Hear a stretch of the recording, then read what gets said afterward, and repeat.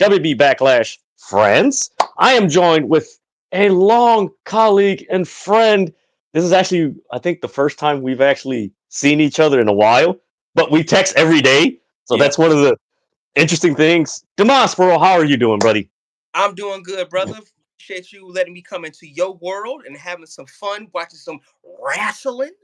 Definitely had to rep you, man. Hey, listen, I had to go with the Macho Man shirt, the cream. Oh, I got the Cream of the crop.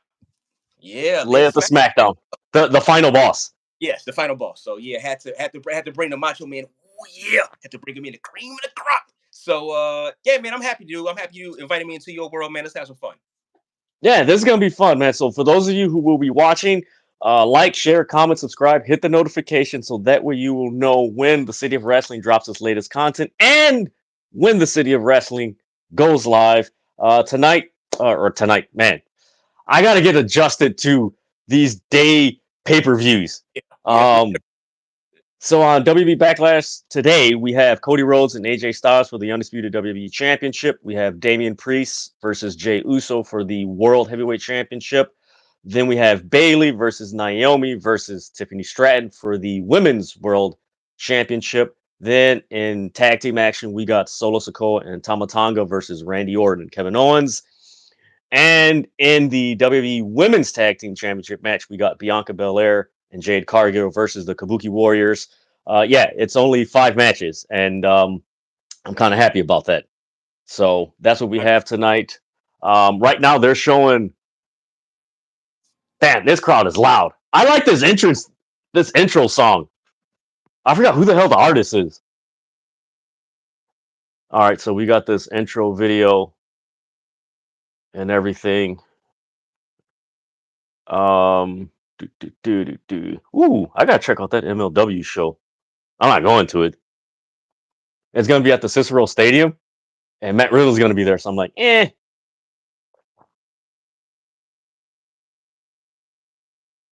Did he freeze?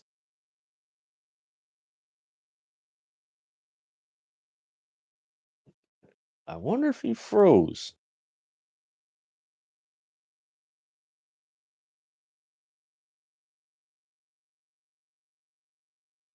I'm here. Can you see me?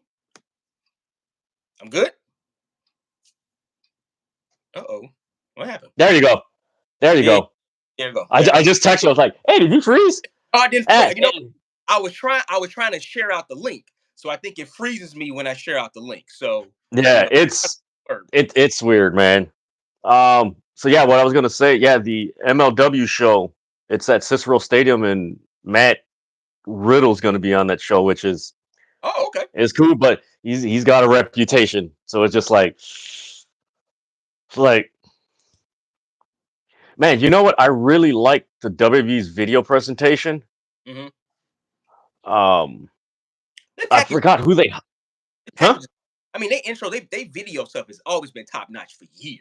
Yeah, but now that they've gotten rid of Kevin Dunn, and that, like, this is like really like, okay, I can vibe with this. You feeling a lot, you liking it a lot better. Yeah. Okay.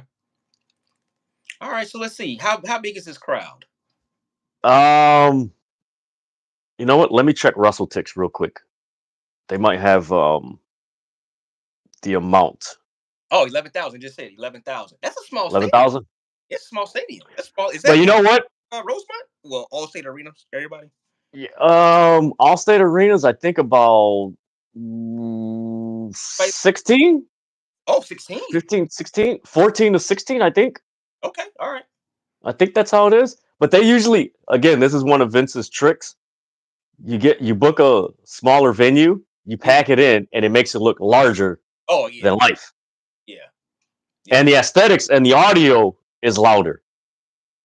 Absolutely. I That's like when you remember growing up in the old Chicago Stadium.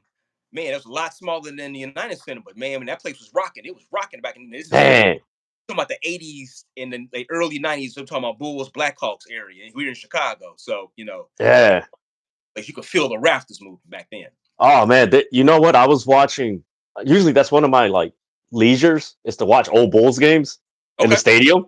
And I'm like, man, I just want to hear the freaking crowd. Like my favorite game that I watch continuously is the 1992 Eastern Conference Semifinals, Game 7, the Bulls versus the Knicks. Knicks. Because it was so loud. And it was like, if the Bulls lose, we ain't winning the second championship. And just that crowd, I'm like, yo, this is like, what, 20, not even 20, 33 years later. Mm. And it's just like, yo, this audio's nice. I'm like, I like it. Nice. Oh, so we got Kevin Owens and Randy Orton versus Tama Tonga and Solo. Now, one of my predictions your for this match is that we will possibly see the debut of Jacob Fatu. He will help the Bloodline win. Okay, so everybody out there that don't know who Jacob Fatu is, who is Jacob Fatu? Jacob Fatu, he is related to Roman, Rikishi, all of them and everything. His dad was, do you remember the movie Body Slam in the 80s with Rowdy Piper? Yeah. And Captain Lou Albano? Okay, you remember Rowdy Piper's partner, the Tonga Kid? Tonga Kid. All right, right. Yeah. That's his dad. Dad? Okay. That's Jacob Fatu's dad. Okay.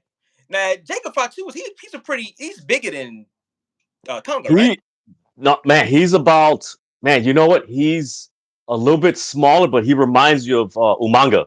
Like most of Rikishi, like all of them, you know how they were just stocky like that. He's just, man, you know what? Let me pull up a photo. Yeah. That's the cool thing about doing these live streams. I can actually pull up a photo and show it. There you go.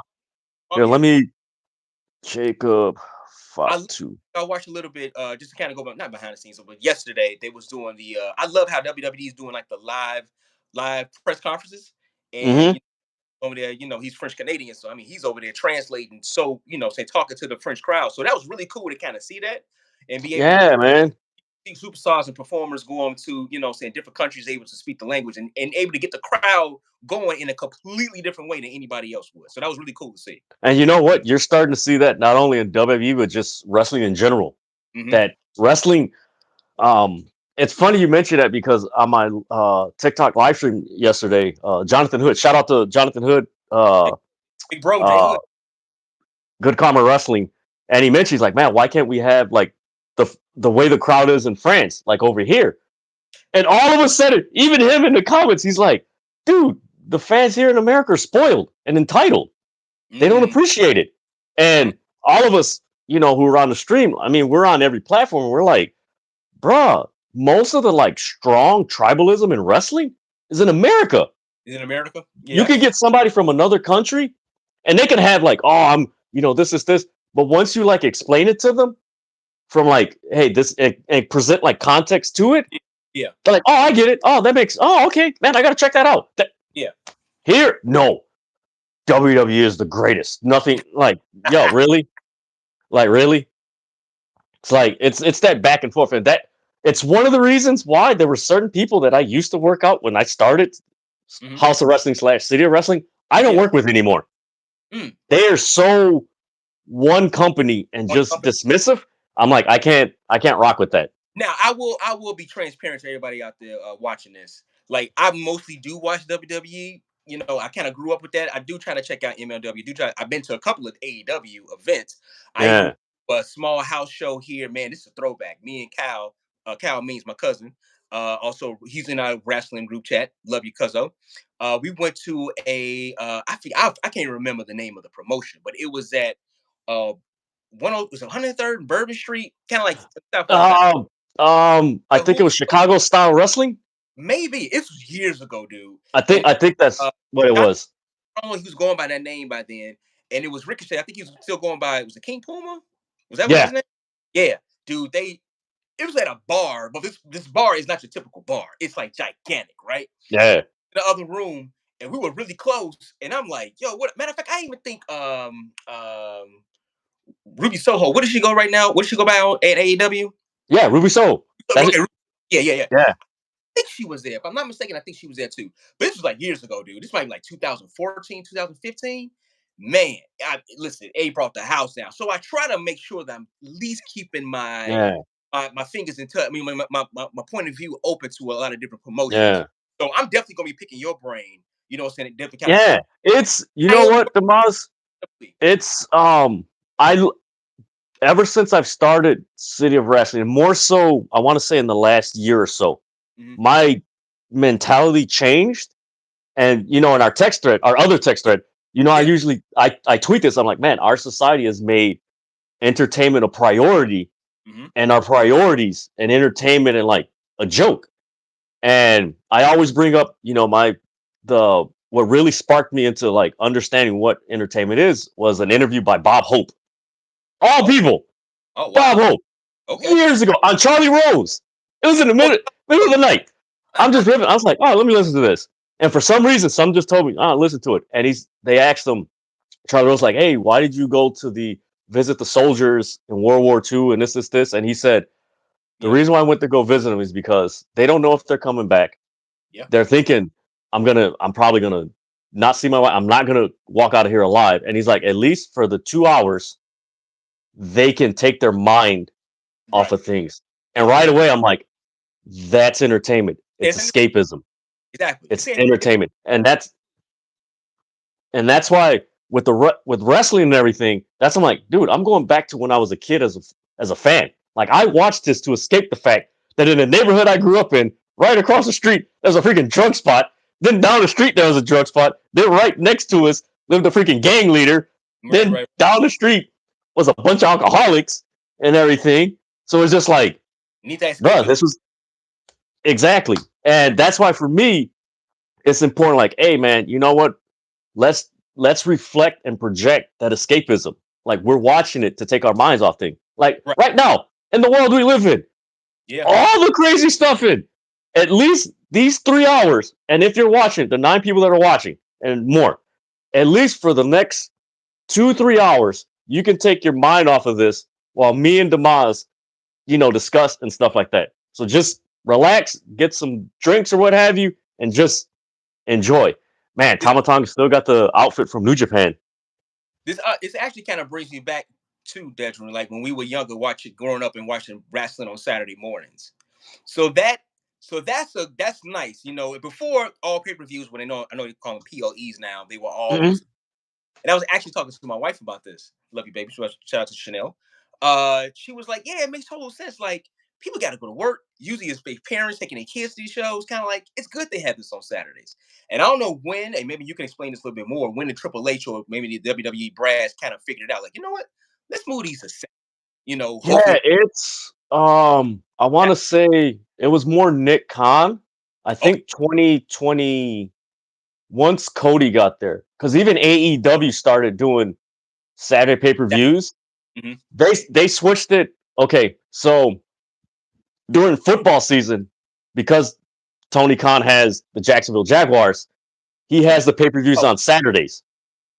And then on non football days, he has the pay-per-views on. Oh, all right, here we go. Dude, this crowd is into it.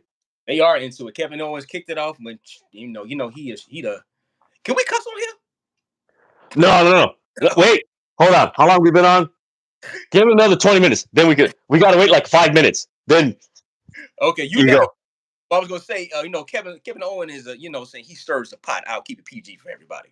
He definitely did it right here, and here we go right now. This is good. And this guy, Tama Tonga, man, he like you seen in our text thread. Kyle was like, "Yo, I know you're happy." I was like, "Dude, that's my freaking guy, man." Yeah, give me a little bit of background on Tonga, man. He's one of the 4. Okay, he's one of the original members of Bullet Club. So Prince Devitt, aka Balor, Bad Luck Fale, the Good Brothers, him, and then the Young Bucks. Those were the original members of the Bullet Club. Oh wow, I didn't know that. If you go, okay, I'll give you not homework or anything, but if you go on, type in history of Bullet Club, New Japan literally has like 5 videos documenting the history of Bullet Club. Okay, cool. Okay. So it goes from like the inception of Balor, then when they kicked out Balor and AJ took over, AJ Styles was the leader. Then it goes from when AJ Styles was the leader to when Kenny Omega kicked him out and became leader. Then it goes from there to when freaking Tama and Jay White kicked out Kenny Omega and the Elite. So it's a whole, like, dude, you watch it, you're just like, dude, this is one of the, like, for me personally, the NWO was very influential of like taking the industry to another level. Right. But also the Bullet Club has pretty much done the same thing. Oh, it's a street fight? It's a street fight, yeah. Yes. Yeah. Like, hey, basically, you want to do whatever you want to do? Go Yeah. ahead. No, hey, you just threw the freaking prime like bucket at him. Now let's give everybody a little bit behind the curtains. I'm like maybe like 15 seconds ahead of Dedrian. So I'm Okay. gonna be quiet a little bit so I let you catch up. So we Oh no, go ahead. Oh, go ahead. No, man. Look, you're talking to a person that I would read the spoilers and still watch the movie and video. Like, I'm more of a visual person where it's like I can read the spoilers and stuff like that, but I have to see it to actually really conceptualize it. See, this is what I like about right now. I know everybody's saying like this is the Triple H era or whatever. This is what I'm liking about this. It's kind of like the spontaneous, if that's the word I think I'm saying it. Spontaneity. Spontaneity. There you go. Thank you, Dad. I'm on here sound like an idiot. Nah. But yes, but listen, I love that because it just seems it seems fresh, it seems raw, no pun intended to the name of the show. But it's giving the crowd just something they're not expecting because I believe in the previous eras, they would have been like, we're going to start over the match, just go clean this, it's all right, now we're going to go. Like, you know what, all right, I want to fight, go ahead, do what you're going to do. Let's get this squared away. So it's just kind of cool how they're doing it. And listen, you're doing this for an international crowd as well, man. You're trying to give them everything you have.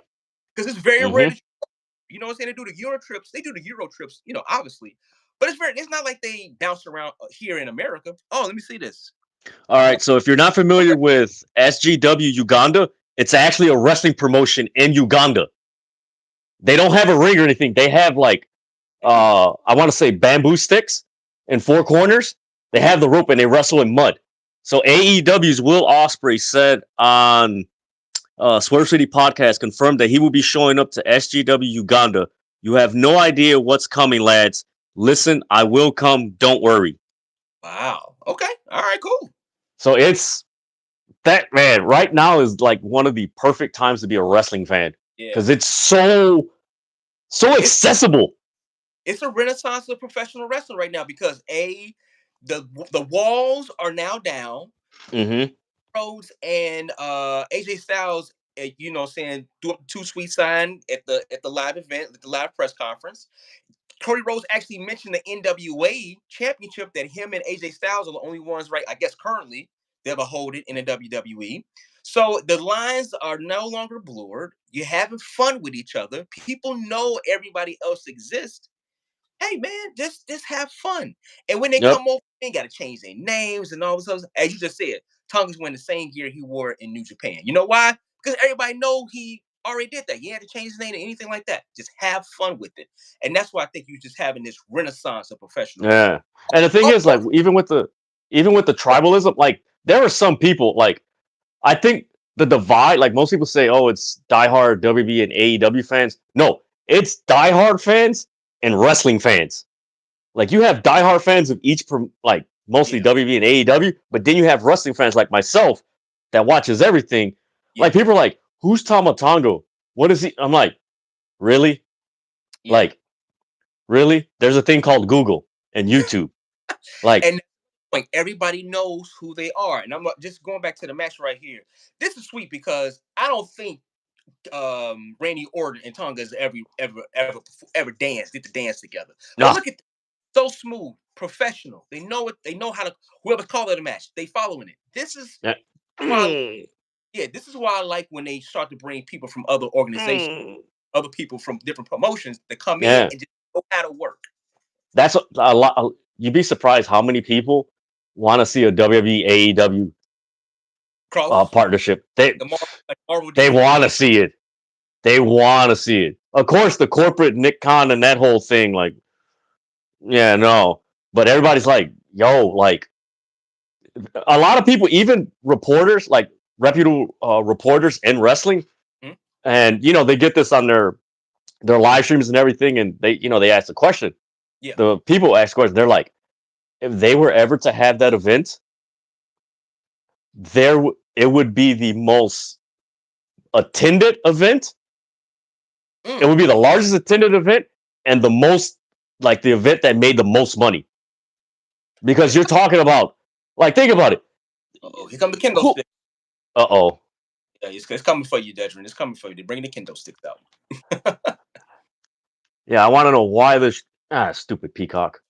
And you know what? I'm guessing they probably kicked this off with Kevin Owens too, because saying French Canadian, they over in France. Saying let's get the somewhat native son, although he's Canadian. But let's get a guy over here who knows us, who knows our chance, who can communicate with us. Let's give him the show. Let's give him the chance to kick off the match, or kick off the PLE.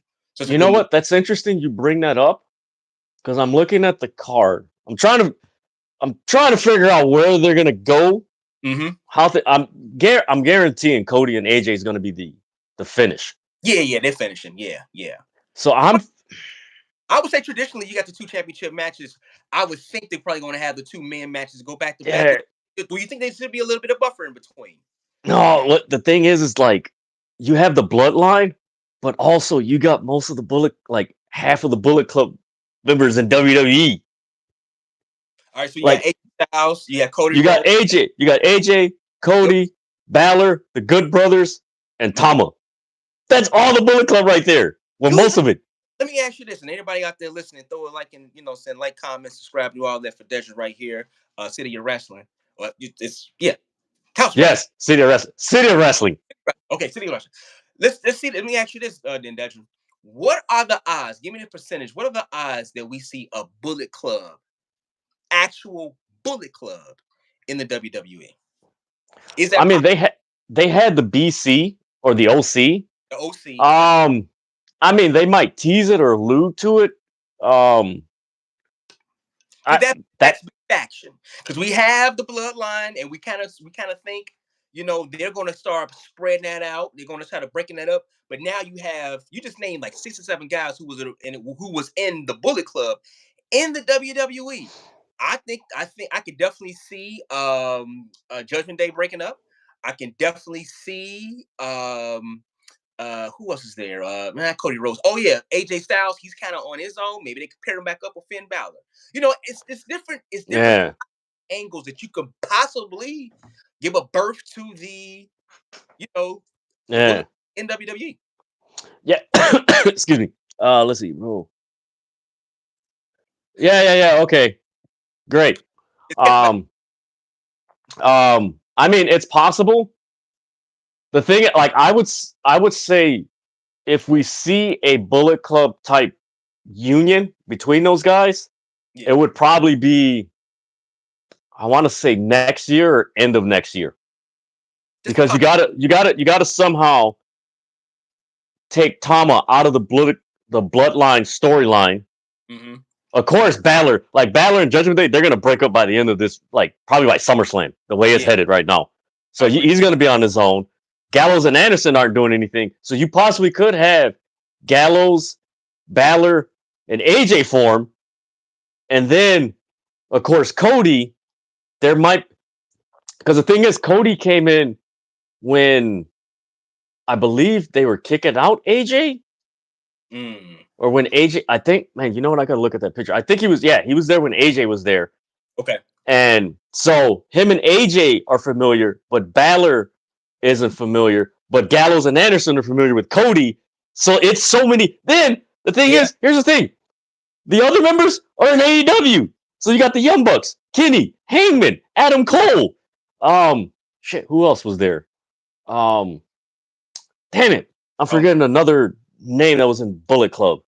Oh, Jay White is there. So you had literally 2 sectors of like the Bullet Club. Mm-hmm. Man, I'm you know what? I'm going back to the match, man. I really love the way Tonga. He's aggressive. He's aggressive. He really, really, really works you in the ring. I'm loving this.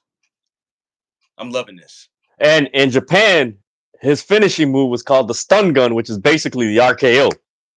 Oh. So I don't know what's his finisher gonna be in WWE. This is his first match, right now, right? WWE, right? Okay. Man, one of the best matches, him and his brother Tanga Loa. Hey, do you remember Camacho? You remember Hunico? The guy that used to ride on a bike and everything, and he used to have a bodyguard. What year was so this? his man, this was like 2011 or 12. I think I got it. The guy who was played Camacho was actually Tama Tonga's brother, Tanga Loa. Okay.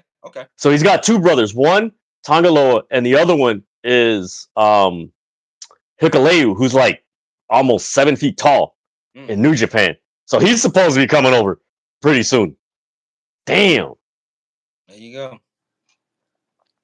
So, but no, his like I don't know if they have it on YouTube, but check out the Gorillas of Destiny because that was his brother, his tag team name against the Briscoes in Ring of Honor. Whoo! Hey, y'all beating the crap out of him with this lid. Man, they gotta have some Advil and the leave in the back, man. Go get it. And some ice. Now look at Paul Heyman on the side. Like, I mean, he's used to seeing the bloodline work and go to work, but it's like looking at these two, it's kind of like, man, I don't know. Like, what is this? This is just so crazy. Like, I can't believe it. Like, man, like the work Paul Heyman's doing just with his facials on the outside, watching them work on how he reacts to them when they talk to him. Man, Paul Heyman obviously is a legend. He obviously he's a Hall of Famer right now, but it's so much kind of like further explaining the storyline of these two dudes. Like, man, I can't wait till Roman get back because this is too much for me. What's ironic, I got to bring up Jacob Fatu's thing because I remember, for me, I remember him being the manager of the Samoan SWAT team in the NWA and them coming out to the freaking Michael Myers thing, which I thought was so cool. I was like, yo, somebody in wrestling's using the Michael Myers thing? Right. Like, this is freaking dope. But, man, let me pull up the picture because, so this is where the history goes. So I'm going to show this picture. So Tama Tonga's dad is Haku. Yeah. This guy, Tonga Kid, that's Jacob Fatu's dad. Gotcha. So they're kind of, eventually they're going to put them together. They're going to, this tag team. Okay, that's where you think it's going. Yeah. Okay. And he's, like, this is from his Twitter account. So he's posting this. Now this is a throwback.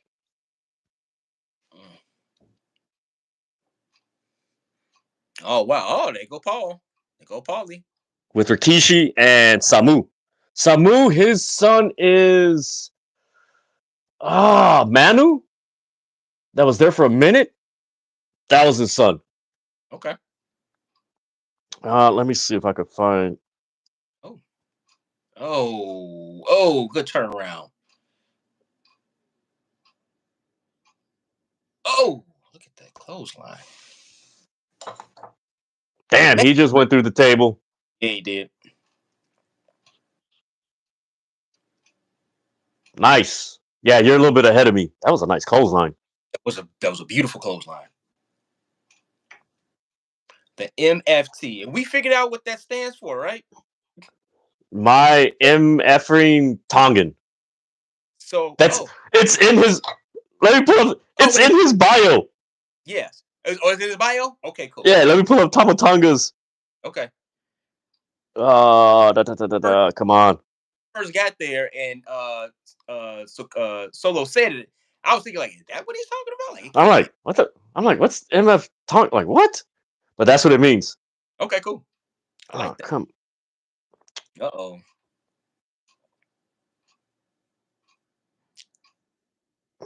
Oh, what an idiot. I should have just. Okay. Oh, he took it. He changed it to MFT, but he did have it. Oh, okay. Like my MF and Tonga. I was like, what? Oh. Uh-oh, here we go. Randy and Tama. Yeah. He's like two guys who are psychos in the ring going at it.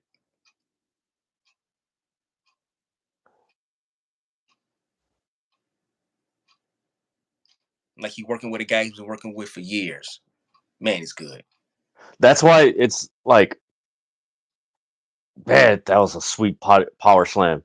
Mm-hmm. Randy Orton, Dustin Rhodes, and Cody Rhodes are like the ones that I know that do that. Like, it's an art, man. It's like, man, this is beautiful. I mean, he could be possibly looking at the greatest wrestler of all time, in my opinion, Randy Orton. Only thing as far as in the ring, only thing that would kind of knock him down is his mic work, but he's gotten so much better over past years. Have you watched Will Ospreay's match with Bryan Danielson and Omega? No, I did not. I did not watch that. Yeah, I found it on YouTube. You watch that, you'll be like, this freaking dude is in another stratosphere as far as wrestling. Will? Yeah. You know what? I've been using the comparison. You remember back in '99 when RVD was on the scene? Oh yeah, absolutely. Remember, we were just like, yo, this dude is different. Like different, yeah, but the same impact. Like, dude, this dude is on a freaking another level. Like, this is insane. Does that dude in the crowd have a cape on? Where at? He's like right behind the announcers. He had like something green, like he had like it looked like a cape. Yeah, a black cape. Yeah, am I right about that? You know what? Oh, he does. France, what are you giving us, France?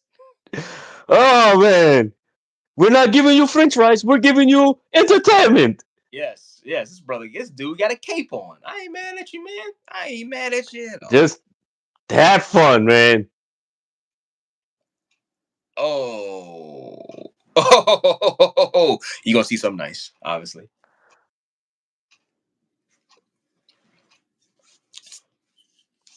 Damn, nice RKO. Get it. But man, that I think they changed the commentator's desk. It's like a little bit thicker. Yeah, because it takes a lot to break that now. Yeah. Even AEW, like I think AEW's commentary desk is even harder because that thing, somebody powerbomb it didn't even break. I was like, as soon as I was like, oh, my spine. It's like, oh, and my lungs. Oh, it's like, oh. Wow. Oh, they did mention Carl Anderson and Shinto and Evil. Ah, nice. Ooh, nice chair shot. Chair shot. Is that the special chair? Yeah, those are the special chairs. Explain the special chair for us, Dedrian. No, usually they have a tape underneath it. Like if you got it underneath. Is it thinner? Yeah, it's a gimmick. Yeah, it's a gimmick. It's a gimmick chair. Gotcha.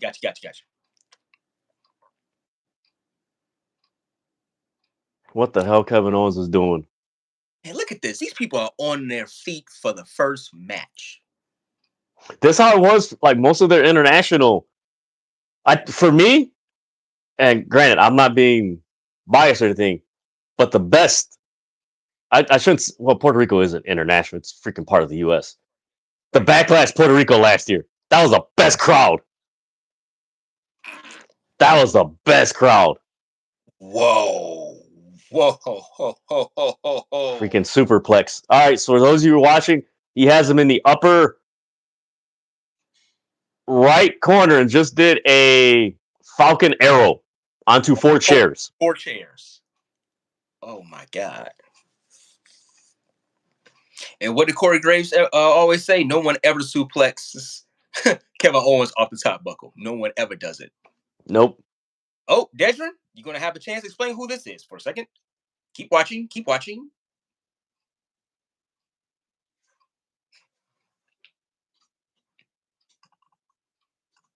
Yes! His brother! Yes! Tanga Loa! Yes! Yep. Yes!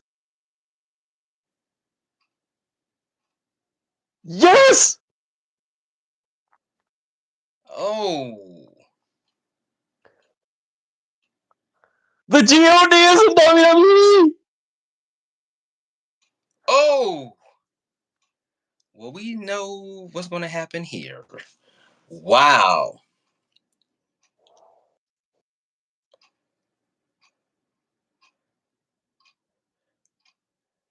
Wow. Yo, they just got a freaking tag team. The Bloodline got a tag team now. Replace the Usos. We're going to get the Usos versus G.O.D. There you go. You called it. I got the wrong Well, they're Tongan, and that's I got the wrong Polynesian. There you go.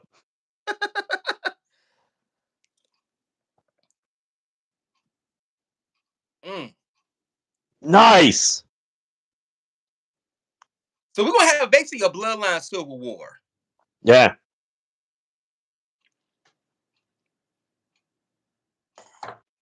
So do we see Roman and the Usos get together versus these three? Is that what's going to happen? And the person that's going to have the dividing line is The Rock. Wow. My boys, yes.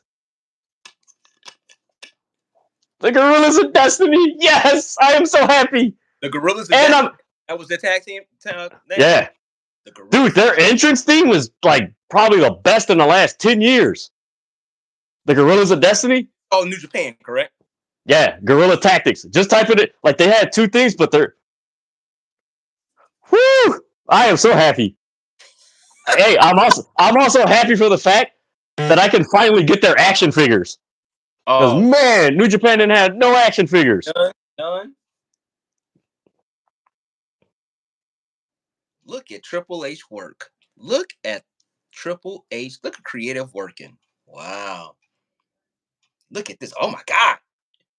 And look at Paul. Look at Paul. So where's Paul gonna go? Is Paul gonna stay over here? Or is Paul gonna go run back to Roman when he get the Usos, his cousins back together? And then we have a bloodline civil war. Because I don't know. It's gonna be interesting. It's gonna be like 6 months until Survivor Series? 6-7 months until Survivor. Boom, dude, show you how we're getting some good stuff in wrestling.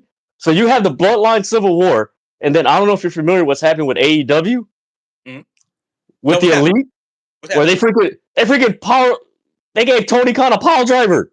Oh yeah, I did see that. Yeah. So you got the Elite, and then they're teasing Okada and Omega.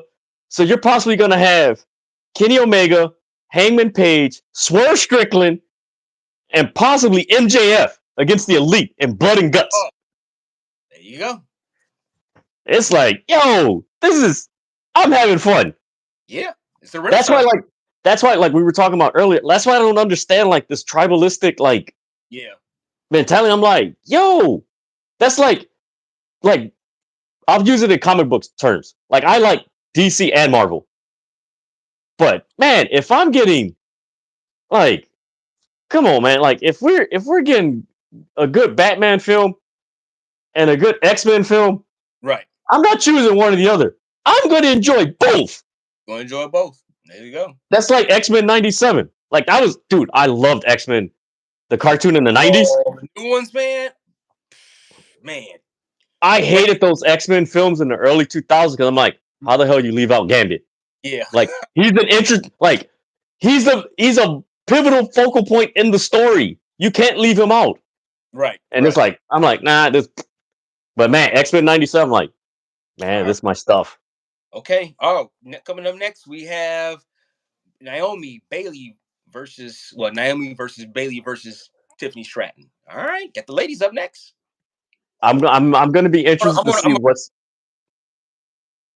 what's happened. I'm going to freeze for a little bit. Because I'm going to start sharing before this next match starts. All right. So I'm still here. Okay.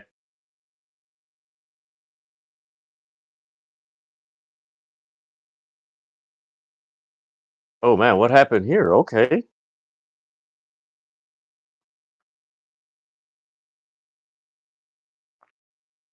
Man, I did not expect freaking Tonga Loa to show up. Yeah, I mean, it's been kind of building up, man. You've been at least keeping me in the know, saying it was going to happen. So it seemed like it was coming. It was coming. I expected him to show up after Jacob Fatu. Like everybody was focused on Jacob Fatu, but they didn't. It was like, yo. All right, let me see what's happening.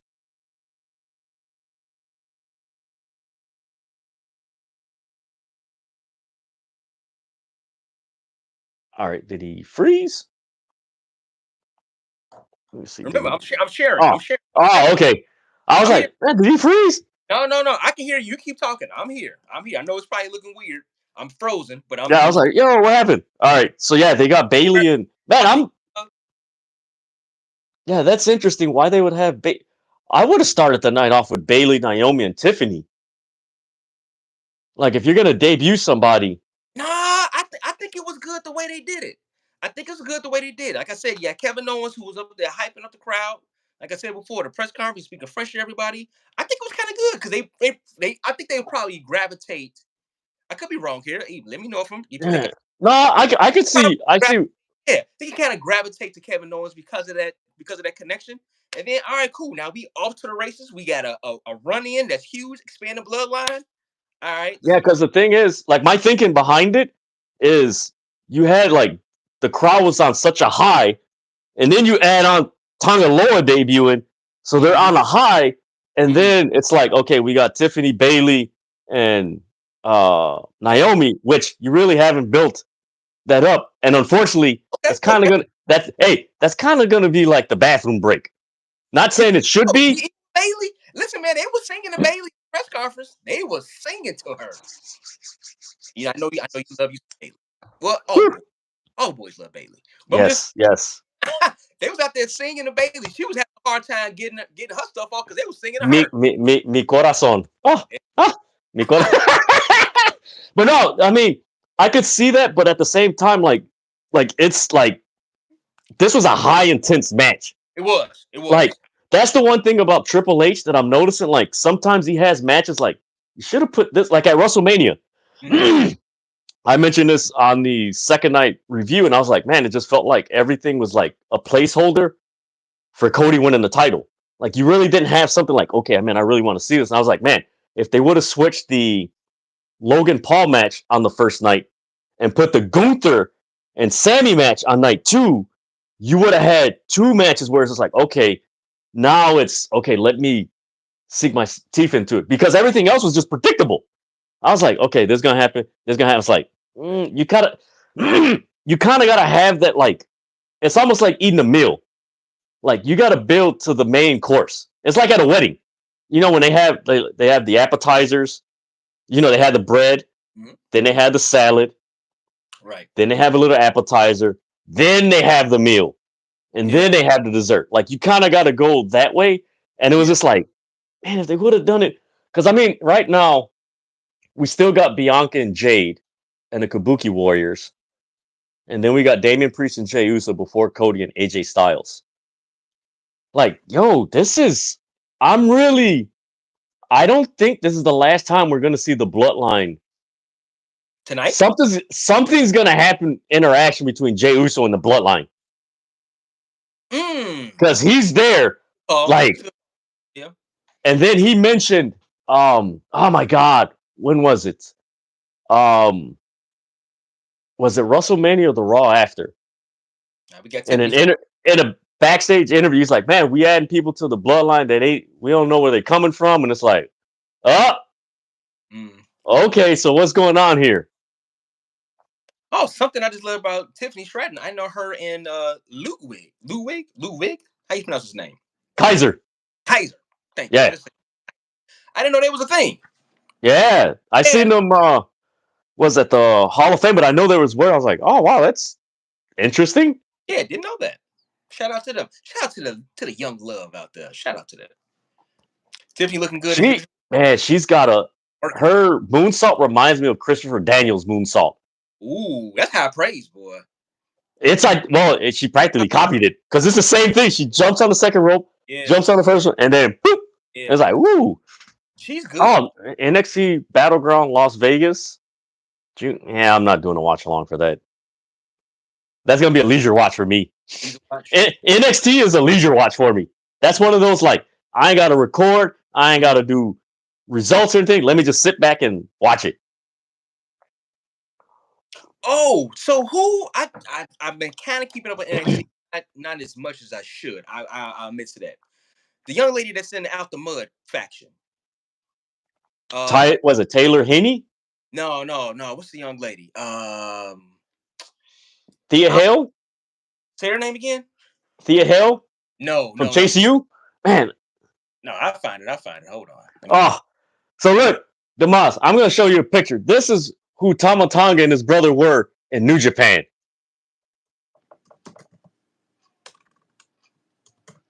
Let me see. Oh, who is this now?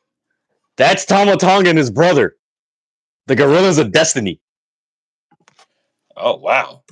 Okay. Them, All right. and you know what? It's kind of bittersweet because guess who put me on to these guys? Who was that? KG. Oh man. He's the one who put me. He's like, yo, look at these. I was like, yo, because I'm like, when it comes to tag teams and facepaint, I'm a huge Road Warriors fan. Right. So he's like, yo, look at these. I was like, yo, who the hell is that?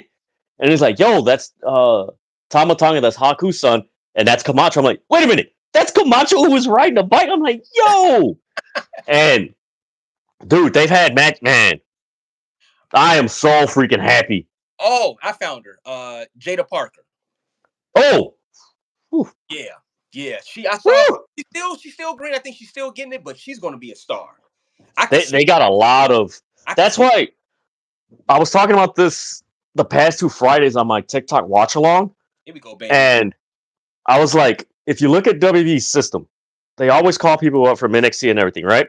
Mm-hmm. And I said, the one, oh my God, Lord have mercy. Oh, there you go. There go your girl.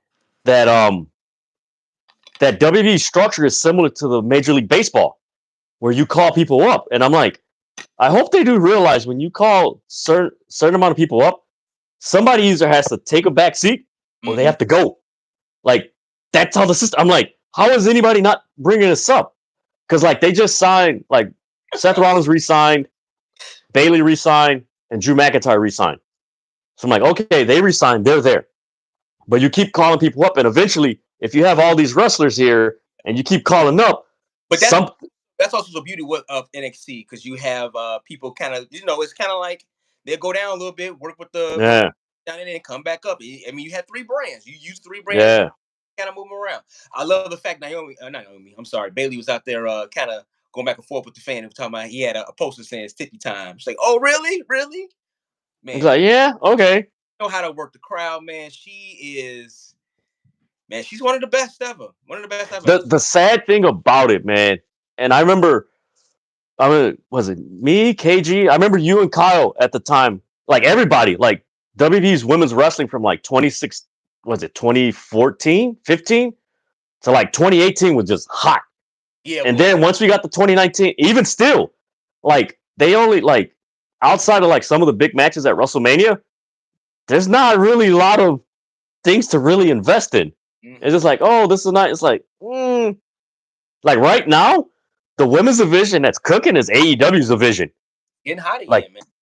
That division, I'm like, yo, and they got freaking Camille, which is. Have you ever seen Camille Brickhouse?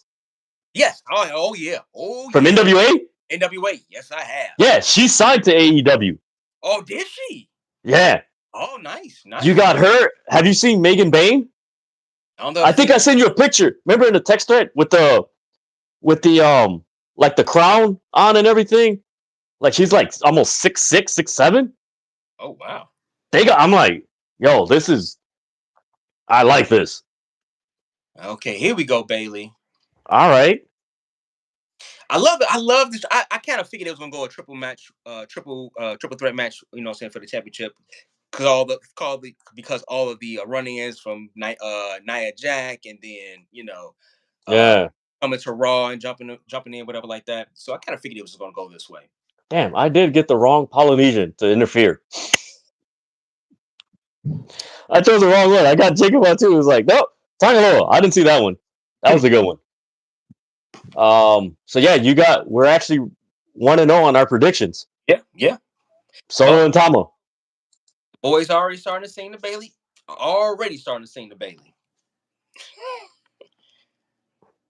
I wish they would keep this setup. I've been saying it for a while. Like, I like the setup because it's different. It's kind of like a throwback, to the early 90s. How they used to have the ramp on an angle going to the ring. And it's just like, you don't need these damn large LED lights and everything. Like, it's like, come on, man. It's like too overbearing. Oh, we got a Tiffany time chant going on. All right, cool. Yeah, this crowd is into it. Man, yesterday on SmackDown, Karrion Kross and the Final Testament. Yeah. Zero reaction. Oh wow. Just crickets. Are they SmackDown and Friends? Yeah, they did SmackDown. Yeah, they did SmackDown. Ooh, okay. Everybody's over there. Yeah, man. You know, they trying to get Karrion Kross in a few times. Triple H must really like him, but it's just not working. It's not. He was, man, when they let him go, was it 2 years ago? He did a run on MLW and like the Indies. Mm-hmm. Everybody loved him because he didn't say nothing. He just went in there, beat the hell out of people, and walked out. And it was just like, yeah, that's all you had to do. Like, quit with this spooky. Like, I said this a while back that because, like, I'm like, where's Dexter Lumis? I'm like, the perfect tag team would be Karrion Kross and Dexter Lumis. Because Karrion Kross is more like this verbal, like, psychotic guy. Yeah. And Lumis is like this quiet, psychotic guy. And I'm like, you have, like, it's right there. Like, put them together. Right. The ladies okay, nerd. Though. I'm loving this right now. All right.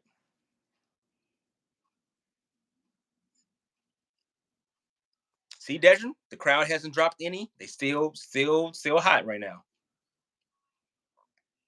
Okay. You are correct.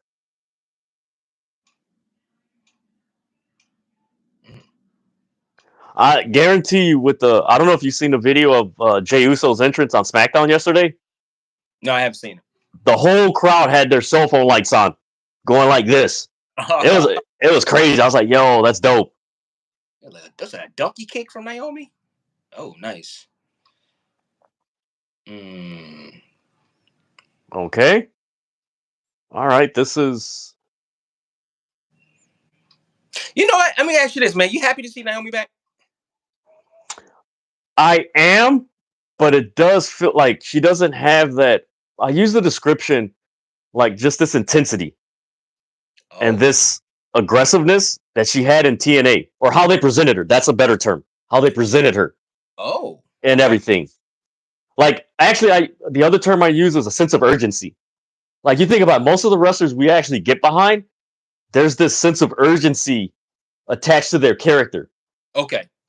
That the byproduct is an intensity and aggression and everything. And she kind of had that, but then it's like she's kind of back to how she was before 2 years ago with Sasha. And it's just like, you bring up the word aggression. Tiffany Stratton is aggressive. Yeah. She's aggressive. She's physical. She's very physical. The stomps, you know what I'm saying, her footwork, you want to call it, man, she doesn't seem like she doesn't like a small girl either. She's thick, she's solid, you know what I'm saying? I don't know how tall she is. She probably know one might be about 5'5", 5'6", I would think. I could be wrong, but check this out. She's probably about 5'6", if anything, height at the tallest.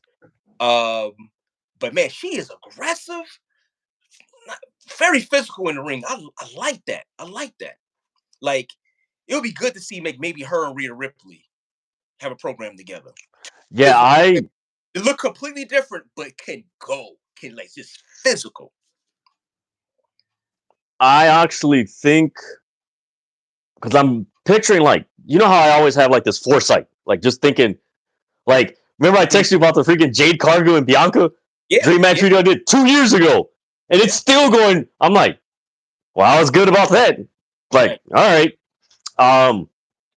I think, honestly, the way it's going, I would not be surprised if we have Tiffany Stratton in the main event of WrestleMania next year, because she's new, she's fresh. Whoa. You said main event? Yeah. Like closing out a night? Or, actually, I'll rephrase that. Wrestling for one of the titles. Because now, most of the men, they haven't really had a women's main event in, I think, 2 years. Yeah. Or I think since, was it Charlotte and Ronda? And 2 years ago. No. It was Sasha. I think Sasha and Bianca's the last one to close out a night. Yeah, that was the last one to close out the night. Yeah. Yeah, so yeah, it has been 3 years. Yeah. Yeah, because Stone Cold. Yeah, you're right. But no, looking at it, Tiffany Stratton, she's a fresh character. She's a new character. Mm-hmm. She can work. Mm-hmm. She's got a personality. She's perfect. Like just how they pushed up Rhea and Bianca. She's Yeah, in that next line of like she is. going up there. And I know some people like I like Jade Cargill, but Jade isn't at that level that Tiffy is as far No, as yeah, and the ring work. No, she's not. No, she's nah. not. I mean, we have Liz. We do have another year to see where it's going. Yeah, almost like she almost broke her ankle. Oh Yeah. God, yeah, this girl is physical as hell. Nope. You know Oh, who she reminds me of? who is that? She reminds me of freaking what the hell was her name? Caitlyn. Caitlyn. Remember Oh, Kate? Caitlyn. Yeah. Yes, I They do. never really did anything. She could wrestle. She She's could. like a combination of Caitlyn and Natalia. She was in the wrong era. Yeah. She wrong era. Yeah, she was in the wrong era. She would have flourished in this era right now. Ooh, that was. That was kind of You, dangerous, right? you know what? I don't use the term botch. I use the term clunky. I Yeah. hate the term botch because I'm like one of my buddies used to use that. I'm like, dude, have you ever freaking like I've been in a wrestling ring. I'm like, dude, once you get in a wrestling ring and you start picturing moves, you're like, damn, like physically, how the hell am I supposed to do this? Like, this isn't easy. No, hell no, it's not. Damn. Oh, damn, that's nice. I think next year we could have Tiffy versus There you go. Rhea. Tiffy versus Rhea. And I think we could have also we could have but it depends on W like it's surprising Triple H is really like the attention to detail he's given to the women's before. Oh. Like he's like slack like it's gone. I was like, bro, like you were really involved. Like now it's just like Triple H like Shawn Michaels is a better booker of the women in NXT. NXT, you think so? Well, Yeah. who's producing the matches for the women up top? Is it Natalia's husband? What's his name? Tyson Kidd? Who's producing? Is it I think JB Noble, Petey Williams, and okay. Jason Jordan. I think Jason. those are the producers for the Okay. matches. Okay. But no, the guy who's producing the NXT women's matches, that's Shawn Michaels. I like that from Naomi. Boy, I tell you, Jimmy is a lucky man. She know what she's doing. Jimmy is a lucky man. Okay, nice. Now we're getting a little bit of Natalia from Impact. Mm. Nice little Trinity. Trinity's back. I hope they do kind of like really they give her. I mean, look, she just came back in the Royal Rumble. She's already, saying had a couple of title matches. Could possibly see Naomi with the strap again. We'll see. I don't know. Yeah, I'm when she trying to think of you talking about we see Tiffany Stratton in the main like one of the championship matches and wow, but she's on SmackDown. She's on SmackDown, right? I think so with the draft. I think so. Yeah, I think she's on SmackDown. So right now, currently the women's champion is obviously Bayley. So if they plan, this is the question: do they plan on keeping the title on Bayley that long?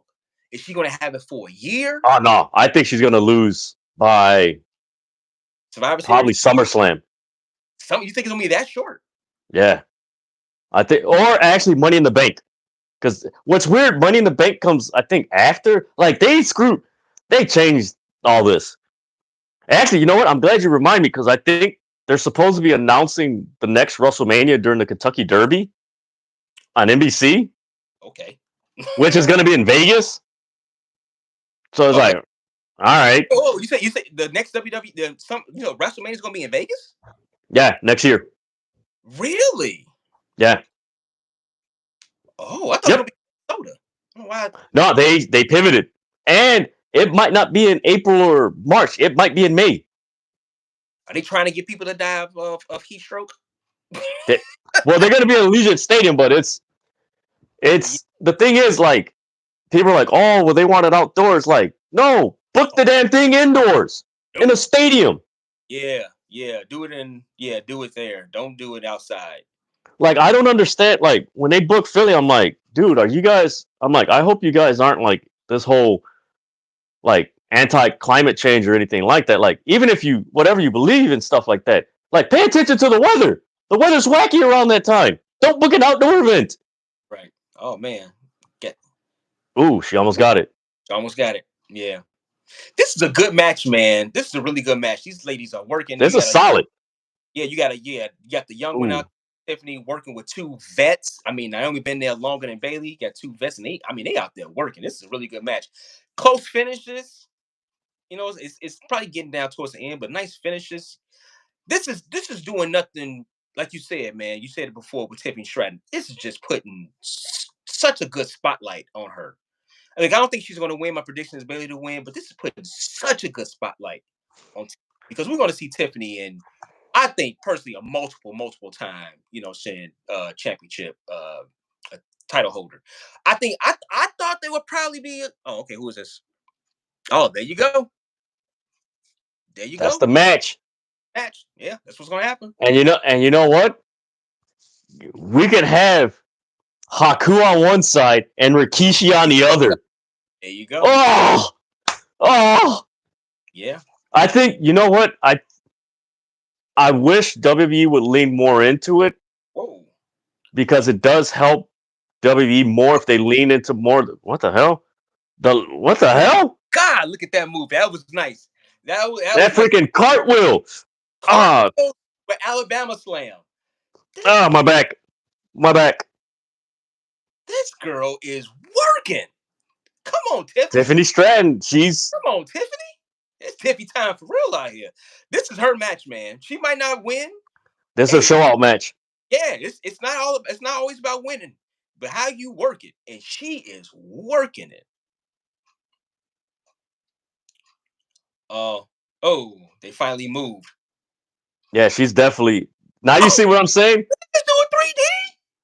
They just did a 3D on. Watch this, dude. Watch this.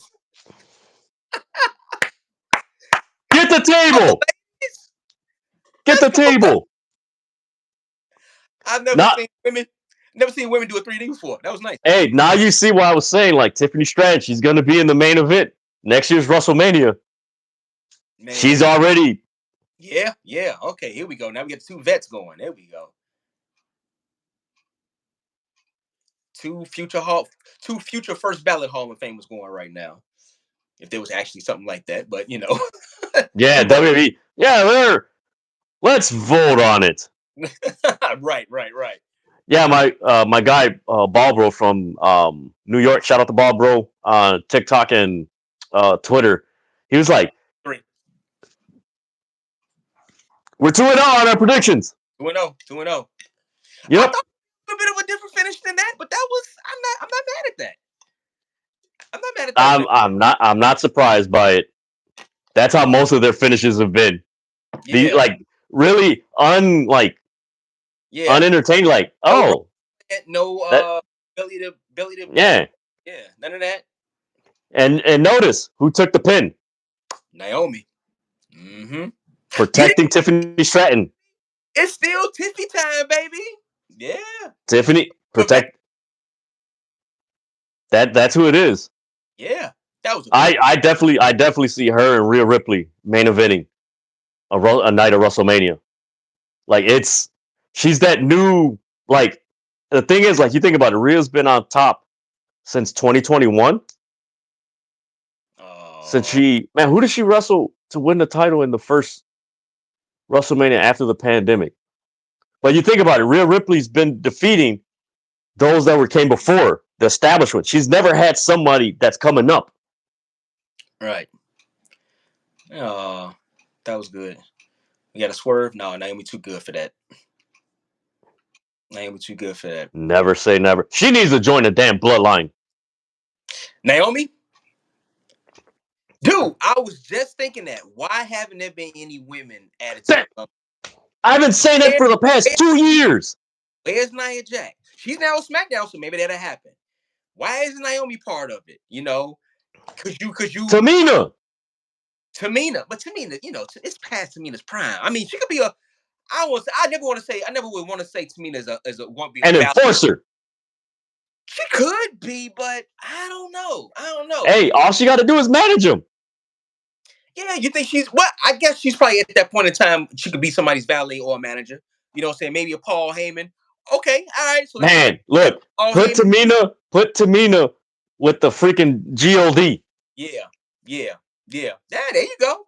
You got two managers now. You got Tamina leading them. You got Paul Heyman leading the other side of the family. Yeah, it's possible. But yeah, I've been thinking that for a very long time. Like, why haven't there been any women in the bloodline? Because you got quite a few Samoans. I mean, you got Nia, obviously. It's Naomi the Samoan, no, but she's married to Jimmy. Dakota Kai Samoan, but I don't know how family lineage, Yeah, I don't think she's related to them.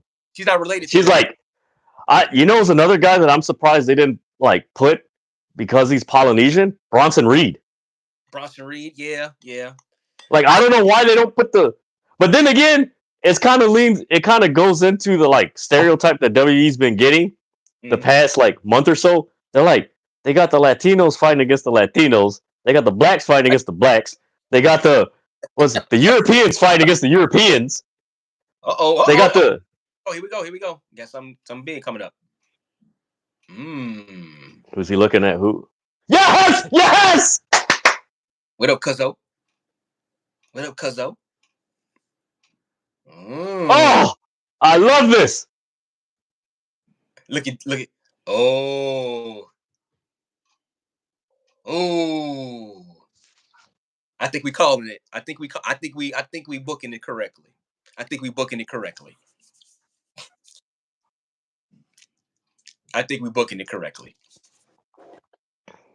All right, hold on one second. Hey, do you remember when freaking Tama Tonga was going through a Twitter war with Roman Reigns in 2019?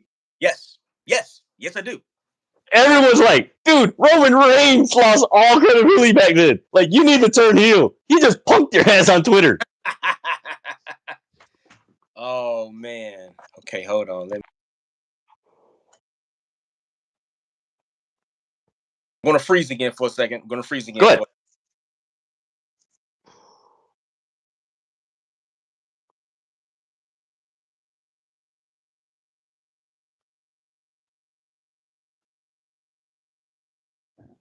Thank you guys for tuning in. Like, share, comment, subscribe.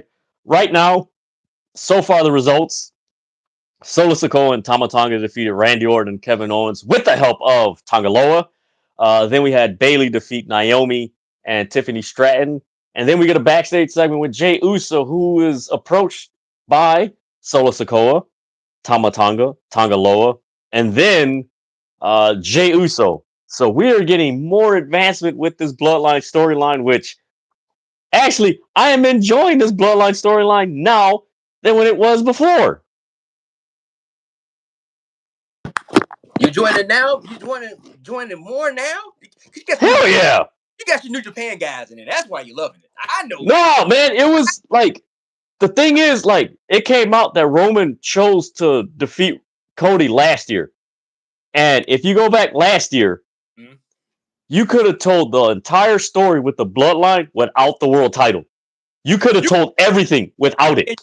But and it's like, really? I saw that article too. Yeah, so it's just like, really? And most of the matches that Roman was having, it had the same finish. And it was just like, really? Now you're adding, because it was like, okay, how can you be the, like, somebody made a very good point. Like, yo, how the hell is he the tribal chief? And it's only him and Paul Heyman.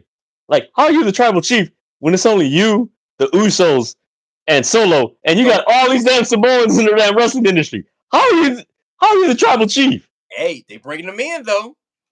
So now it's like, are you really the tribal chief? So there's gonna be some real good stuff, man. Yeah.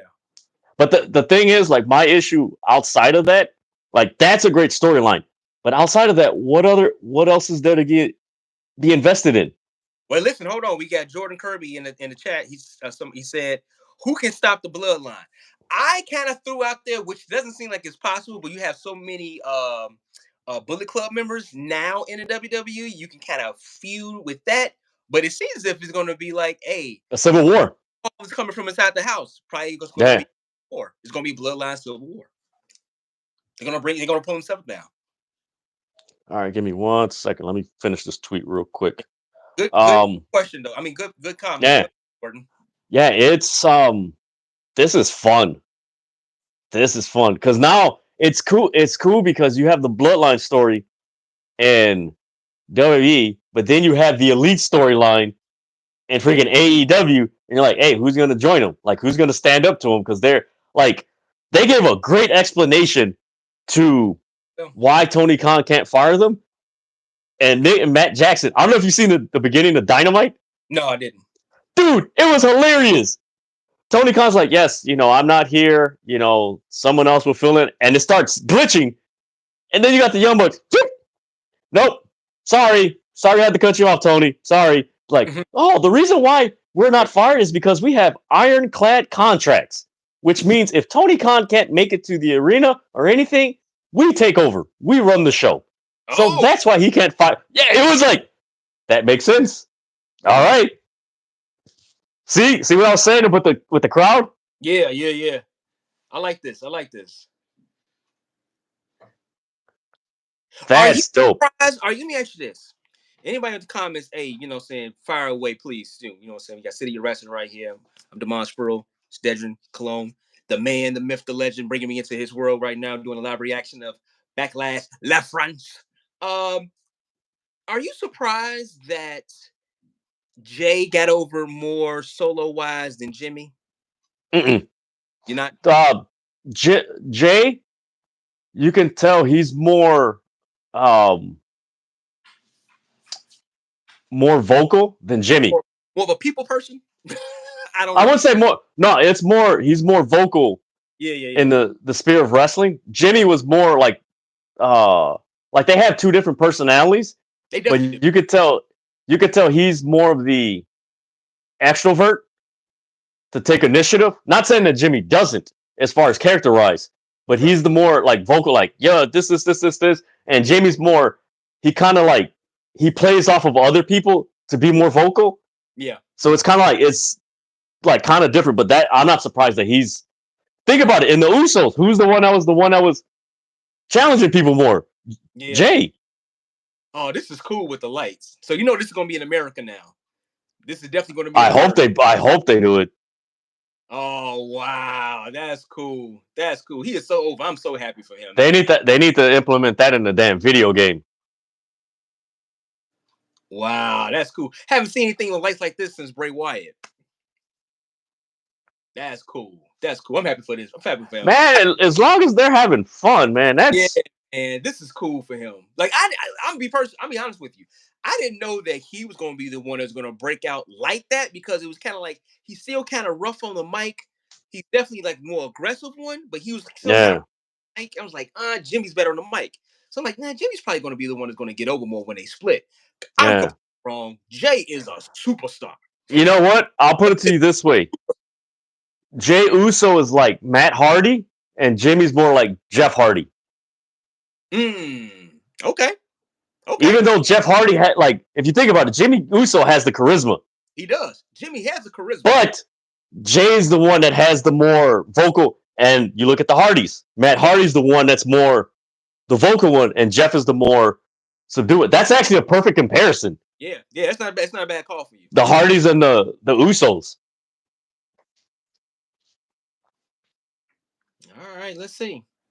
Oh, we have no. Oh, okay. We still got the purple wings, and as we see it right here, I'm a little bit ahead of you, but as we see it right here with the entrance of Damian Priest, none of the, at least as of right now, I don't see none of the Judgment Day little skulls with the dudes in the robes. None of that. He's just by himself. Yeah, you know what? I think Fightful reported. Yeah, it was Fightful or PW Insider that they're actually getting rid of the CGI things that they used to have. Oh, really? Because they were saying it was taken away from like the presentation and everything. They wanted to focus more on the wrestlers than the actual like thing. I was like, oh, that's interesting. Oh, you got one going to show up, but it's only one by himself. We still got one CGI. You'll see it in a second. Oh. Yeah, there you go. Yeah, the one with the arrow, that's definitely Damian. Oh, that was cool.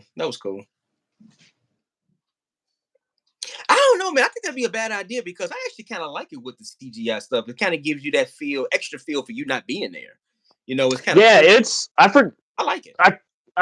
I'm more paraphrasing, but I know one of the things is they didn't want the CGI to take away from the rest, but it was something else. I can't remember what it was. But they explained they're like, no, they were gonna use it, but not as frequently as they did. Because it was just like not only that, but then like if you watch Raw or stuff like that, you remember how they had like it was like, man, it's kind of like too Just about, much. Yeah, and it's kind of like the new guy that they brought in, was it Lee Fitting from ESPN? He wanted it to be more sports centric. So he's like, okay, we have these characters, but we don't want it to be too like over the top. Where it's like, okay, this is like, all right. Oh crap! I did not. Oh wait a minute! I forgot about that. What's going on? Freaking El Phantasmo and Hikuleo lost their New Japan Strong titles. Yeah, Hikuleo's probably on his way. Here, I'm gonna show you Hikuleo if you're not familiar with him. Samantha Irvin. I'm going down. I'm gonna say it. Greatest ring announcer. Not living in the moment either. Not living in the moment. She is the best. You know what? I would say she surpassed. You know what? No, I wouldn't say she surpassed because comparison is the thief of joy. Yeah. I would say she's this generation's Lillian Garcia. Well, I'm gonna stand on mine. She's better than Lillian Garcia. She's better. But no, yeah. She's better. But she's this generation's Lillian Garcia because Lillian Garcia had her style. She's carving her own. Here, let me see if I can find a really good picture of Tanga Loa.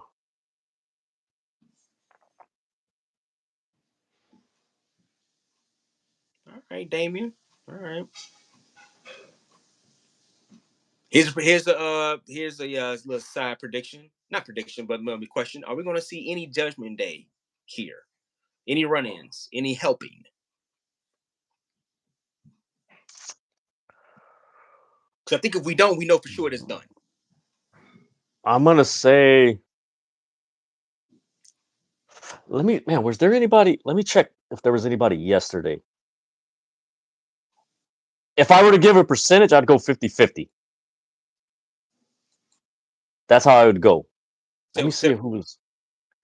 Was there Judgment Day yesterday? No, I don't think. Wait, I don't. What am I talking about? There wasn't no Judgment. Yeah, what a dummy. No, there wasn't. I would say probably not. Okay. Actually, you know what? If there is, I think it could be Balor or JD McDonough. Okay. I think so. Man, where's the...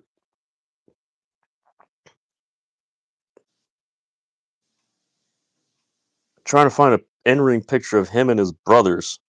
Hikuleo. I mean, we got a Yeet crowd. This Yeet is so over. All right, Damaz, here you go. All right. Frustrating Damian Priest right now with all the Yeets. Yo, who is that?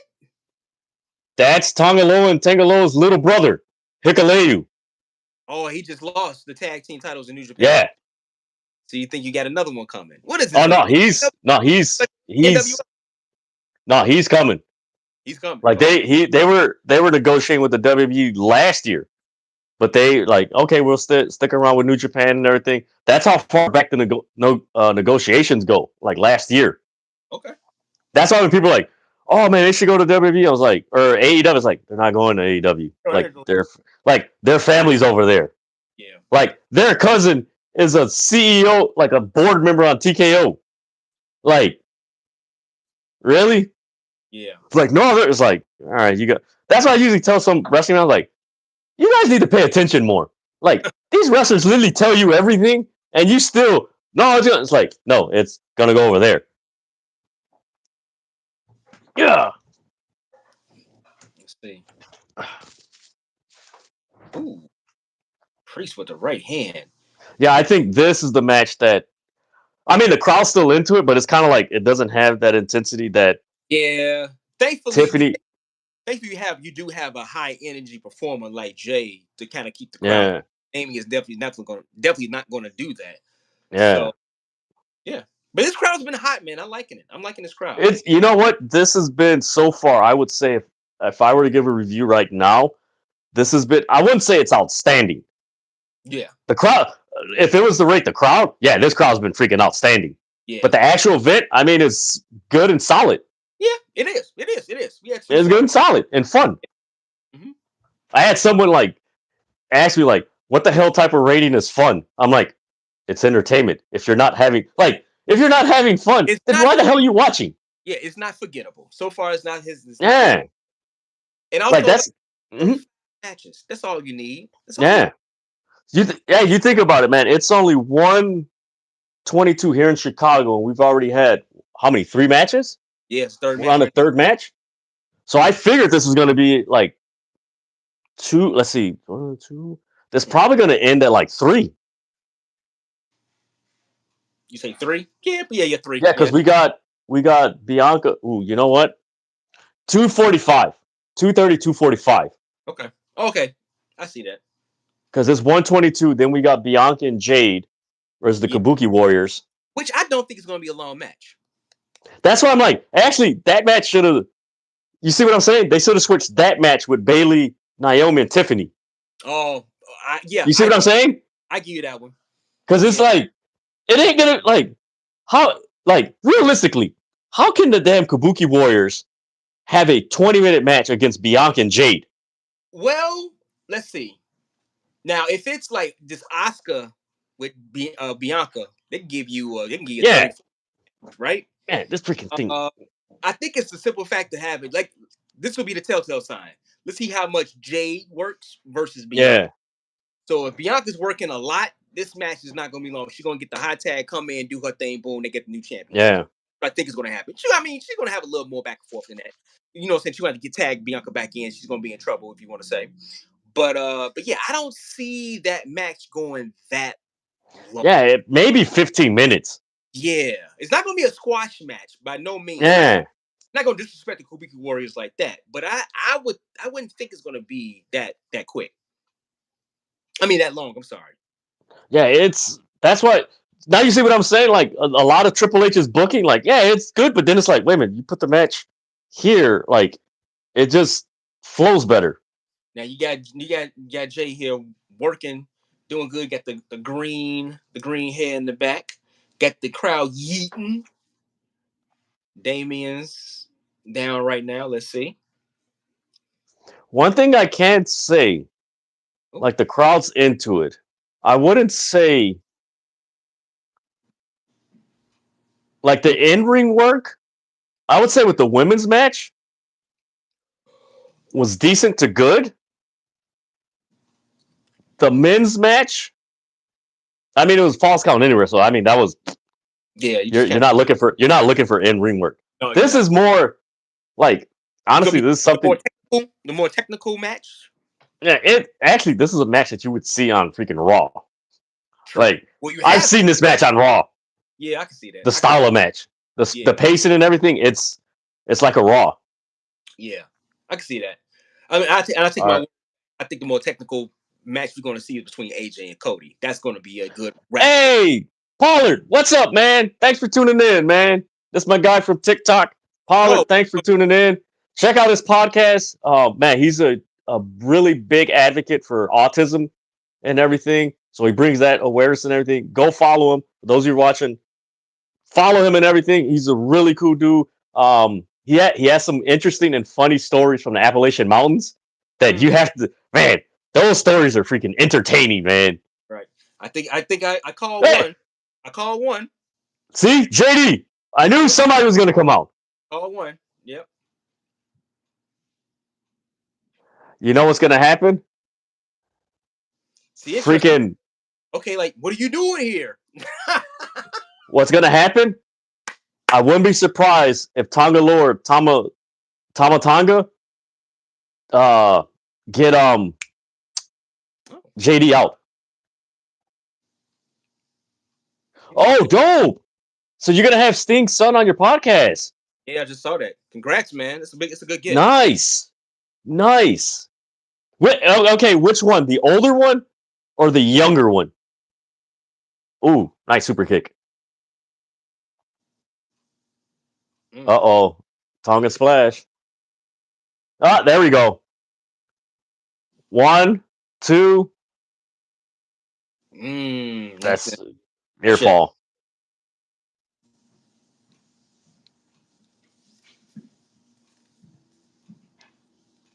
This damn prime bottle in the middle of the ring is distracting. Thank Logan Paul for that. Hey, make your money. I ain't mad at him. Make your money. Make your money. The dream match I want to see is him and Bad Bunny because there's real heat between them two. Oh, really? It all. That's why I'm not a big fan of Logan Paul because it has to do with Puerto Rico, him buying up land from the natives, and buying up the and getting tax free. Yeah, I know. That's what's happening to I've heard that before. I read that. I have read that. Yeah, Bad Bunny called him out. He's like, "Nah, you want to?" It's like, okay, flyboard. Okay. Oh, okay. So that's the one that was the tight end at Kentucky, the one that that almost overshot the Stinger Splash. Oh. All right. So damn. The way it's Finn. All right, we got Big Head out there. We gotta see if Finn's gonna hop in next. You mean the bobblehead? The work they did with Patrick Mahomes in the championship rings, and when he got hit in the face and they showed it. It was funny, but like what did make sense was like, why do you have Patrick Mahomes side with the heel that nobody likes?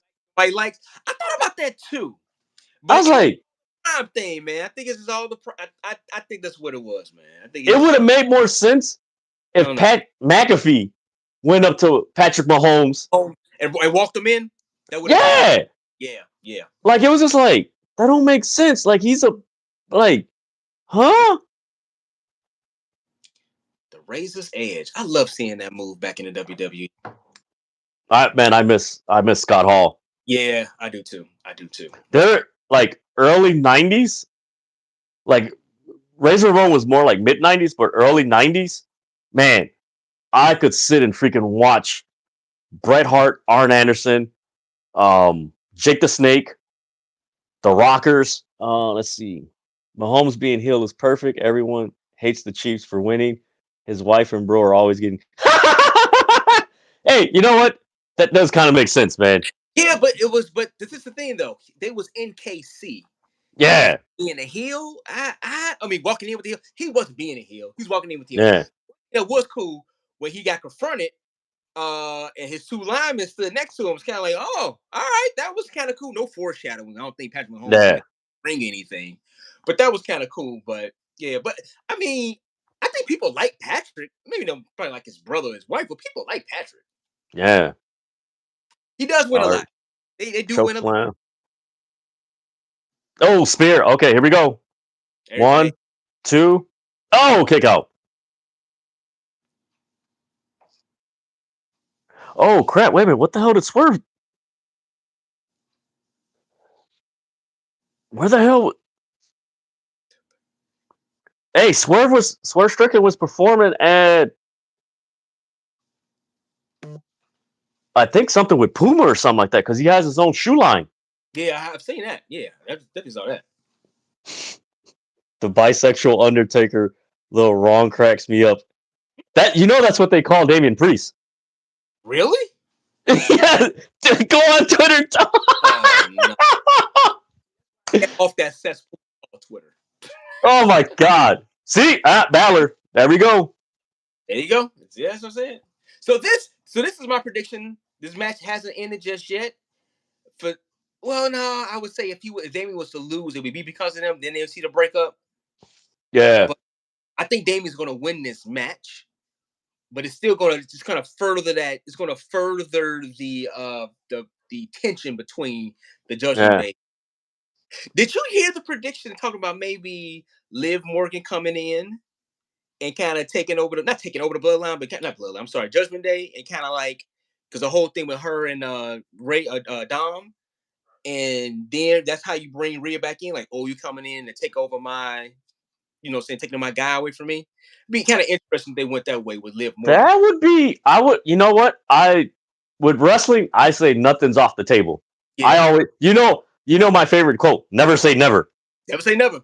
It's wrestling. Never say never. It may be stupid. It may be dumb. It may not happen this year, but it could happen. That would be a creative way to get Dominic away from Rhea Ripley. Yeah. So I think everybody thinks that Dom is going to go join Legado del Fantasma. Yeah. Oh, another one. Damn, look at Damian out here spinning around heel kicks on face kicks. Oh, man, Damian Priest reminds me of. You know who he reminds me of, and this is a name that we haven't heard in a while. Oh, a more athletic Test. You remember Test? I do remember Test. A more athletic. Think about it. He's like the same height, with more polished in ring, but he reminds me of Test. Damn, I watch too much damn wrestling to figure out like comparisons, man. I can just like boom, boom. That's it. Though that's pretty good. I never would have thought of Test. Never would have thought of Test. Okay. Nice, God, man. That man. It's his story's sad, man. Test, Andrew Martin. Yeah. Wait a minute, is he gonna win? Nah, he committed suicide, right? Yeah, man. He had man, I think it was addiction to painkillers. It was that era, early 2000s, just like. Did he overdose or did he commit suicide? I think it was OD. OD? Okay. Yeah. All right. It looks like Jimmy ain't winning it. You know what's going to happen? He's going to lose this match. And Solo and them are going to be like, you need to be with us to win. What's up? All right. So wait a minute. So maybe I missed this through our conversation. And please somebody in the chat that can see this, let us know. Did Damian see Finn come out there? No, I don't think he's seen either one. No, Damian saw Big Head. He saw Bubblehead. I don't think he saw Balor. Balor. That's what I'm saying. Did you see Balor? Oh. Damn, he just hit his head. Like, yo, his head bounced off that floor. Like, does McDonough have on a bandage over his head? Yeah. Celo's championship ring shot. Hey, freaking Priest wearing the 13s, the Jordans. Mm-hmm. Yeah, I noticed that. Oh, that's it. Hey, shout out to my guy Ball Bro. He just tweeted this. By the end of the year, both Mariah May and Tiffany Stratton should be women's champions on their respective shows. You call it? Tiffany, definitely. I haven't seen the other young lady. Mariah May? Yeah, I haven't seen her perform, no. Oh, my God. AEW? Bro, she is more physical than Tiffany. Oh, she came from... Look, her style is more like Asuka because she came from Stardom. Wait, what's her name again? Mariah May. The thing is, her and Tiffany Stratton like kind of look alike. All right, so let's see. We are... Now that I look at it, Demaz, we are 3-0 in our predictions. Oh.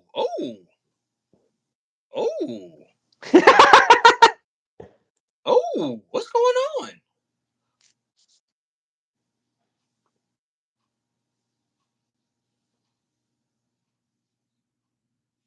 I love this. About time, Damian Priest stood up and be the leader. Yeah. Oh, staying right there. But remember, Damian Priest, I don't know why people are surprised. For the last like 3 months, even going back to like Royal Rumble, he was showing little glimpses of like a face turn. Like remember his interaction with R-Truth? Oh my God. With the money. Hey man, I got problems. Like, oh, all right, hey man, keep doing your thing, man, but just stay out of our. It's like, yeah. All right, I'm looking at Mariah May. I'm looking at her right now. Yeah, she do kind of look like Tiffany Stratton. And you said she's more physical. She moves like Asuka. no, she's like her style is like very physical. Really? Yeah, she just had a freaking dope match with Serena Deeb on Collision or Rampage. No, Okay. Collision. I'll definitely check her out. All right, Damian is getting them in line. So now people are saying, oh wow, there's got to be something with the New Japan WWE. It's like they mentioned them, like, Oh wow. it's like, oh, follow the money. It's like, yeah, we're probably gonna get a freaking big ass Forbidden Door with WWE, AEW, New Japan, and freaking CMLO. Well, I guess that would be the dream, right? Man, that's when I did the video. Man, when was it? Last year when WWE was up for sale, and I was like, I put the video. I titled it was "What if Tony Khan bought WWE?" Yeah. And I'm like, bruh, that dude would turn WrestleMania into like the World Cup. Which, if you think about it, that's a like WWE's here, like WrestleMania is already here, but like if you add like a World Cup type theme to WrestleMania, that's dude, you're gonna sell out like both nights. Where you have each company have their own champion, like that to me, that's a WrestleMania. Where if you had all these promotions, yeah, like this is the cream of the, and you have that one big, I wouldn't say dream match, but like tag team match where it's like a WWE AEW good guy versus an AEW WWE bad guy, like throughout the card. But this is question. But this is always the question: who's going to go over? Who's going to make that? That's why you mix it up. If you mix up like the good guys from both promotions and the bad guys, you're like, okay, we can further the storyline with this, or we can further. You get what I'm saying? Yeah. So you can further the storyline. All right. But I've been saying it for like a year. People are like, man, it ain't never. I was like, never say never. Like it's too many young bloods in the wrestling industry now that want to have a freaking WWE AEW pay per view. I told people this ain't Vince McMahon's wrestling anymore. No, even though some of the culture is still there in WWE, this ain't Vince McMahon's wrestling. This ain't Vince McMahon's monopoly. Right. Because like one of my guys, he was like, "No, man, like WWE's this and Tony." I'm like, dude, do you realize Tony Khan and his family are worth more than Vince McMahon? Like, do you realize they own the Jacksonville Jaguars and Fulham?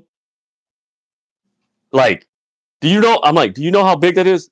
No, it ain't that big. I'm like, bro, you obviously don't know how big that is. And he's like, well, I was like, dude, they have connects too. Right. And one of my guys like, no, never. I was like, dude, money wants to work with money. Yeah, if the money is right, you know what I'm saying, you make it happen. You get like all these shots and everything that they're doing. I'm like, okay. And then at the same time, like the family's like, oh man, it's kind of petty. But then the other side was like, okay, where is this going? Like, are you guys planning something?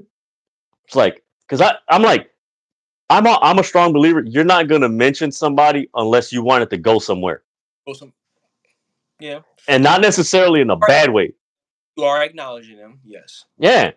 It's no different when you and Ken were covering sports and everything.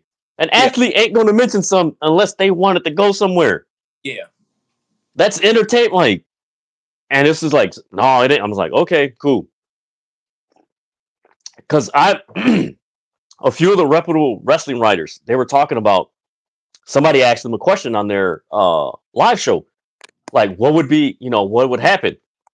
I kid you not. One of the dudes looked it up. He's like, man, the largest state. He's like, the place they would probably have the stadium, like, it would have to be like in Mexico City, where it would have to, it would have to seat like 130,000 people. Because they're like, you're going to sell like, and one of the guys comments like, man, they're never gonna. I was like, That's interesting. They're gonna go to the UFC arena and do the match. Yeah, I've heard reviews like it's not a good idea because it's smaller than a performance center, but yet at the same time, with them going to the Apex Center, there's been rumors. KO, but Yeah, so there's rumors that eventually it's a possibility that TKO may move WB headquarters from Connecticut to Las Vegas with the UFC because man. I was like, ooh. And I'm like, me and my guy Mid South and Gaijin on TikTok, we've been telling people for 2 years, like, you guys need to be prepared of WB completely changing once it's sold. This ain't Vince McMahon's WB. It's gonna a 180. And of course, people on TikTok, man, it ain't never. I was like, okay, cool, go right ahead. It's like we see it right away. Man, they need to be doing more with Asuka, man. Well, I think she's about to lose the strap now, and I think the whole thing was damage control thing. I don't think it's going that much further. I know, and I think they're probably going to add Julia eventually when she gets there. What, in July, August? Because she's going to be in NXT, so they're probably not going to. Okay, July. So you know what? Julia's probably going to go to the main roster by Royal Rumble. That quick? Think about it. It's a 6 month. It's what? And July, January. That's about 6.5 months. Yeah. So yeah, 6 months in NXT before the draft. You don't think you think they go to Royal Rumble? Actually, you know what? I changed that. She'll probably debut on the main roster at the Royal Rumble, but won't get called up till after WrestleMania. There you go. Yeah. So it'll be 6 months, and then another 3 months, and then boom. Because that's how they normally do it. Yeah, I can see that. All right, man. Let's see who they. Let's see this interest between Bianca and Jade, because that walk in a few weeks ago with them two on SmackDown was like, my God. Even my daughter was Chefkis. Abs. Damn, I think I got a Jade Cargill figure here. Yeah, right here. Oh, do you? Freaking AEW. Oh, nice. There you go. And I can't take the freaking Bianca. I need to get a better Bianca figure. Because that damn thing, as soon as I take it off, I was like, what the hell? Like, I'm waiting for AEW to release an Okada, Mercedes Moné, Will Ospreay figure. Oh my God. I'm going to have to save up some money because, man, these damn figures are not expensive. No, they're expensive. Really? Dude. And, okay, so here, I'll show you an example. All right, cool. I'll use this Shinsuke. No, I'll use this Kenta. And, the Kabuki Warrior dances to Bianca's music. It's hilarious. There you go. So all right, so this is Nia Jax. So this is an elite version. So see, you can use the upper body. This changes. This goes. The legs go. This goes. These figures at Target or Walmart are like $25 to $26 without tax. Damn. Now these figures, these are the standard. Like, so you have this, but this, like, it's just standard figure. So it goes forward and everything. These figures run about $12. Okay. So that's why I buy more of these figures. This woman looks like she is made from an AI generator. Yep. But you know what? Here's the thing. Like, she looks good, but she's gonna, like, to be like that top-notch WWE star, you're gonna have to put in like a 25-minute, 30-minute match. Yeah. They trying to build her up to it. Because I remember when I saw her live at AEW when Punk had first came back. She was at that. I'm like, all right, she could work a little bit. Match wasn't long at all. I'm like, well, she could work a little bit. She's still not there just yet. Yeah. The thing is, when she was in AEW, a lot of people are like, oh, well, this is like a third of her matches were taped. So she wasn't wrestling. Yeah. That was that's why, like, it's like, okay, you guys are pumping her up like this, but she rarely wrestled in front of a live crowd. Live, like WWE, like Raw or SmackDown was like, okay, that's why they put her in a tag team, so that way she could the style and everything. Right. Wow. Well, they are pushing her. She looks amazing. They both look amazing. When she Got was they, in AEW, everyone's like, they she's got you got tailor the made look. for WWE. Yeah. Oh, absolutely. Absolutely. Absolutely. Man, you know what? It's man, like I know people want to see the Jade Bianca storyline. Uh-huh. They want to like, oh man, like that's a WrestleMania main event, but you have to. I always use the bridge concept as far as wrestling storytelling. You got to have the right bridges to get to that story. Yeah. Like, you can't just go, oh, we're gonna break them up, and it's like, no, there has to be a rhyme and reason. Like as soon as you tease it, it's like, ooh, okay, but it's got to be the right time. You gotta. I always say like you gotta have the right wrestlers around them to get that story there. Yeah. Like you can't just break it off and then just go because then it's just like it comes off very clunky. It's like it's cool, but it's like Yeah. I'm not feeling it. Ooh, ooh, ooh, ooh. All right. Aggressive takedown by Oscar. Obviously, you got to have Oscar and Bianca start the match. Yep. Oh, yeah. She I got all her makeup on Bianca already. Nice headlock. Oh, Oh, shoulder block. yeah, they're going at it. You know what? This match is gonna be pretty physical. Well, I can definitely see it being physical between Oscar and Bianca. Yeah. Hey.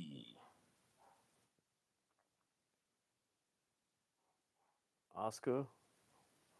You know what? They're a nice compliment to Bade and Jade with their styles. The Kabuki Warriors, you mean? Yeah. Yeah. Because you can't necessarily have two strong, like four strong wrestlers, Yeah. because then it just gets really like I remember like I loved the feud at the time, but I remember the Road Warriors and the Powers of Pain. Like Mm-hmm. a wrestling match was like, nah, this need to be a Foxhound Anywhere match because these dudes, it's like ding, ding, ding, ding. It's like, nah, this don't this ain't good. Oh, okay. Nice. Oscar. Hey, Oh, okay. What time did this match start? 1:45. yeah. You talking about the actual like lockup or just 1:45. four in the ring? I say all four in the ring at 145. Yeah. This match is gonna end. Oh, okay. All right. I want to say between 2:20 2:30. Okay, cool. All right, we got Jay It coming in. might be earlier. What's very interesting too, you see the height of Jade, the side of Jade going up against well, I'm blanking on it's Oscar and what's the partner name? Kari. Jesus. Yeah, Karsay. Yeah. She kind of wrestled against those same kind of size women in AEW, I believe.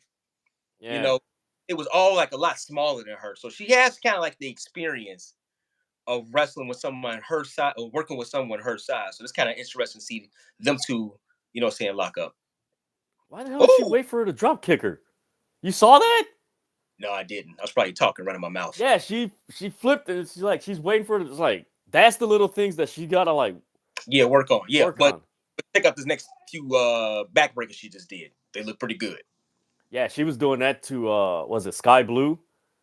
And you know what? She never wrestled Willow Nightingale. I think she did. I'm not sure. Oh, I gotta go back. I think it was on a Rampage. I need to go on what the hell was that, Matt? Cage match? See if they ever wrestled. mm. That's actually a good website if you want to see who wrestled who. You Hmm. just type in the wrestler's name and all their matches Yeah, all the that come they up. ever wrestled are there. Mm. They're trying to sell to the crowd with their little signature moves. They kind of coming up with. That's pretty good. Oh, Nice. One, two. oh, that was nice. Stormage let her down. All right, okay. See, this is my question. I wonder. I mean, I know Jay was such a big name. She has the look. Everything is like $1 million. But I wonder if it would have. been good to send her down to NXT for a while. You know why they didn't send her? Optics. Make her seem as if she know what she was doing. They didn't do it to AJ Styles, but No, AJ. no.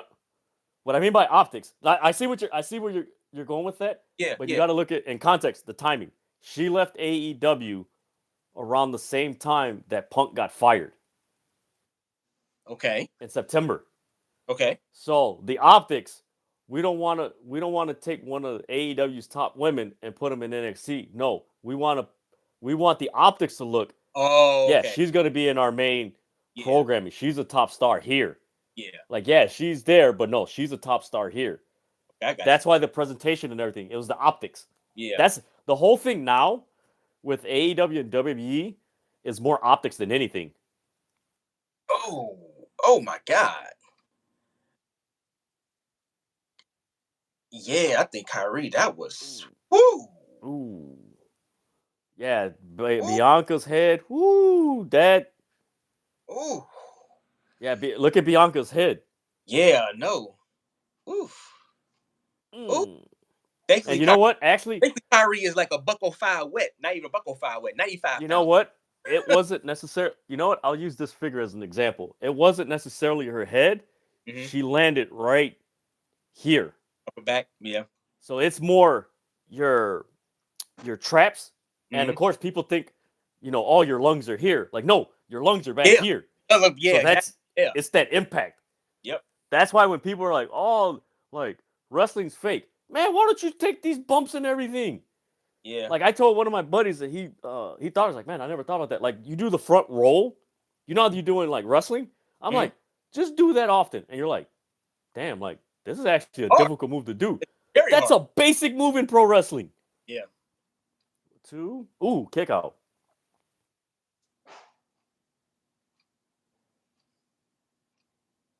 Ooh, I gotta watch this later.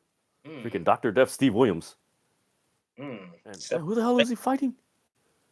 I was watching was it yesterday? I was watching the freaking Bunkhouse Stampede from like 1988. I used to have it on VHS, and like the VHS is but one of the matches was Ric Flair versus Road Warrior Hawk. Oh my god, I love that match. Oh wow. That was a fun match. Freaking Ric Flair's chopping Road Warrior Hawk, and Hawk just looks and just walks toward and just beat the hell out of him. Ric Flair. Oh. Man, that match was one of the best sells, man. He was, oh my god, oh! I was like, man, I missed that Ric Flair. Ooh, Kyrie, so small, but boy, she's such a good worker. She makes her moves look harder than they probably are because of her size. You know what I'm saying? That's how she really sells them. Oh man, her match between Mercedes at New Japan. Woo, that was sweet. Yeah, I saw that one. Yeah, that was sweet. Yeah. Controlling her body in the air. She's really good. Let me see. I'm glad she's back. I am glad that she's back. Oh. What the hell? How did we miss this? This is why I love doing these shows. What happened? This was a sign during Bianca's or Jade Cargill's entrance. Bring back heel doink. What? What is that guy doing? That is the most random thing. Random as hell. Oh man, I love this. For those of you who are watching, that's how these live reactions on State of Wrestling normally go. The stuff that you normally see on Twitter, we'll probably show it. Yeah. That's just how it is. That's you. It's all you, Dedrian. It's all you. All right, let's see. 155, so it's been about a 10-minute match so far. Oh my god. Freaking Drew McIntyre's a menace, man. That's what he tweeted. Let's say BS champion, BS don't walk into the BS champions, BS champion. He's a menace. Oh, working social media. Oh, she smacked the hell out of her. So as I was saying before this match got started, this is how we're gonna. Oh, beautiful move by the Kabuki Warriors. Come beautiful. Oh, This is what I was saying before. How long Bianca's going to be in the match. Yeah. You know, she's taking all the work. Jay still isn't there just yet. But I think it was very, very smart if they do win this match to pair up with Bianca to start to kind of to get her WWE legs up under her. To your point, they didn't want her down in NXT. Well, this is what you got to do when you're on the main roster. Yeah. Like if she was in NXT, she would have more reps as a single wrestler. Way reps. Yeah. Way more reps. But I still think they should have done it because you had Kevin Owens down there. You had Ricochet down there. You had Seth was. You had Balor in NXT. Huh? And Adam Cole. Remember you had Balor. Yes. Shinsuke. You know what I'm saying? But it's the optics thing. It's the optics. Should have went down there. Everybody like who's watched it, they're like, man, they should put her in NXT to get used to the system. Then nope. It was like, all right, cool. Prolong that whole thing on the main roster. Wow. It's gonna take a while. Yeah. She's like learning on the. I mean, she knows what she's doing. I can't do what she's doing. You know what I'm saying? She's a professional. You know what I'm saying? Kids, don't try this at home type stuff. She is a professional. But to get your WWE legs up under you, you gotta, especially like that style, like watching the show Next Gen on Roku. Nice move. That show. Yeah, it looks like she's gassed. Jade Cargill. You think so? I don't think she's gassed. Yeah. That's why Bianca's been in the match for so long. Like what I was telling you, most of her matches in AEW, her longest match was maybe 7 minutes. Really? Yeah. 7 to 9 minutes. Oof. Oh.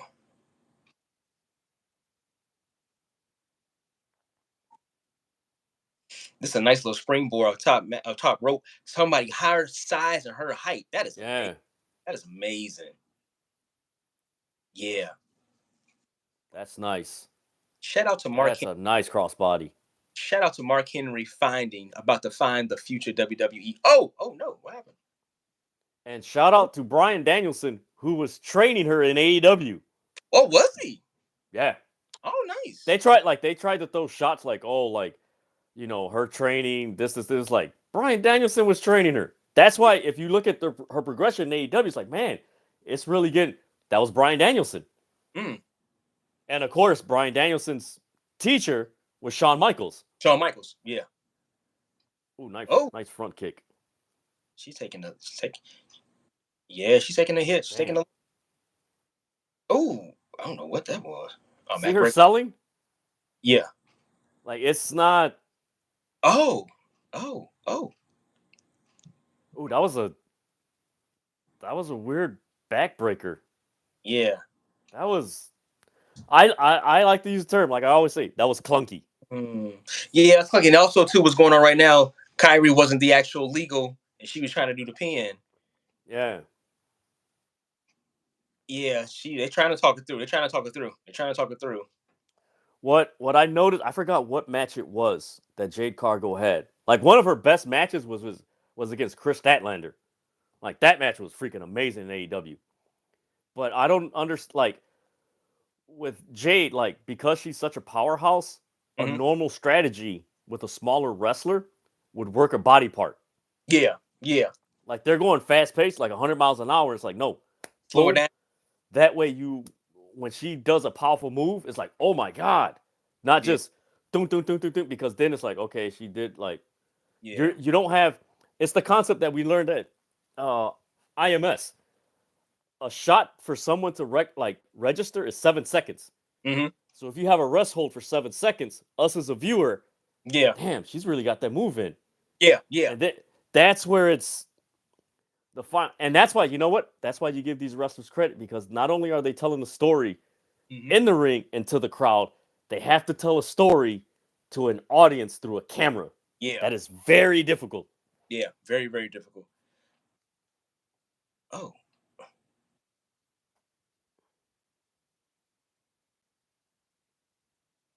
This match is kind of like not together. Okay. Yeah, it's a bit. It started off good, but now it's like kind of like spots Yeah, of clunkiness. yeah. It's not. See how they bring it home. Now you see what I was saying as far as working a body part. They never worked the body part in this match. That's why it's like when you go too fast, you get in that spot like, okay, what else do we do? Yeah, And like, yeah, oh, it's more the psychology part. yeah. Oh, you lose track of what's happening. They literally lost track Yeah. of who was Ooh, legal. they almost slammed them together. It's like, ooh. Yeah, separate that a little bit. Yeah, it's your basic. I don't want to say David and Goliath, but it's more power, speed, Mm-hmm. and everything. Like you do, boom, boom, boom, speed, and then you work a body part. Man, I forgot who used to do that. Actually, no. You remember freaking Bryan Danielson and Brock Lesnar match? Yes. That's a perfect example. Yeah. Freaking Danielson just worked a body part and Right. tried to, and then Lesnar, boom. That's how you gotta. I'm surprised that was in WWE. I'm surprised they didn't use that same strategy. Oh. Oh.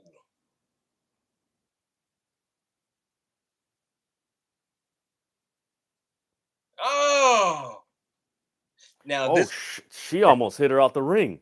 she did. This is what I'm saying. It's going a little bit too fast, and these girls are too strong. Yeah. Trying to figure out how to work these two smaller. I'm whoever. Good. And Bianca is not a tag match performer, so this is No, all she's been kind of mostly singles. it's all mostly all singles. So she's trying to figure out how to work within a ring with this many people. I'm sure Yeah, that's a little bit of an adjustment. Same thing adjustment. with Jade, but the Kabuki Warriors have been a tag team in Stardom, Exactly, they know what to do. so I can get the logic of them putting them to wrestle each other. But Yeah, that's where like the logic, like, hey, these are two strong women against two smaller wrestlers. Why don't the smaller wrestlers work a body part right. and then slow it down where you get spots of boom power, boom, kind of like Arn Anderson and Tully Blanchard, how they used to work a body part.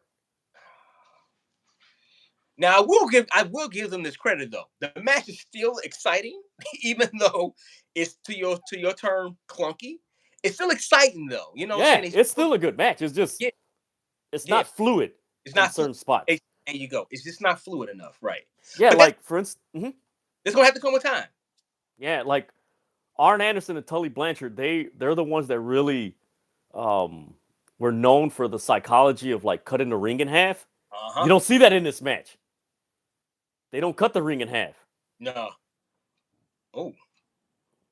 Oh. Oh. Wow. Wow. Yup, she did this in AEW. Yup, She did the same move in AEW. yup, yeah. She did it to Sky Blue. So who's legal though? I forgot who's legal. Yeah, I forgot who was legal. Fun match. I was kind of confused. Wow, I had never seen her do that move before. That was amazing. All right, prediction. Another prediction. We won. I mean, we got that one right. 1, 2, 3. We're 4-0. 4-0. Yeah, about to go 5-0. I think this is a pretty predictable PLE. Yeah. This is most people call these like international PLEs like international house shows. I agree. You know what? I kind of agree with that. That's I all can't. they are. Yeah. Nothing major is gonna happen. Like you'll like like Tonga Loa debut and like you'll get that little sprinkle. Mm.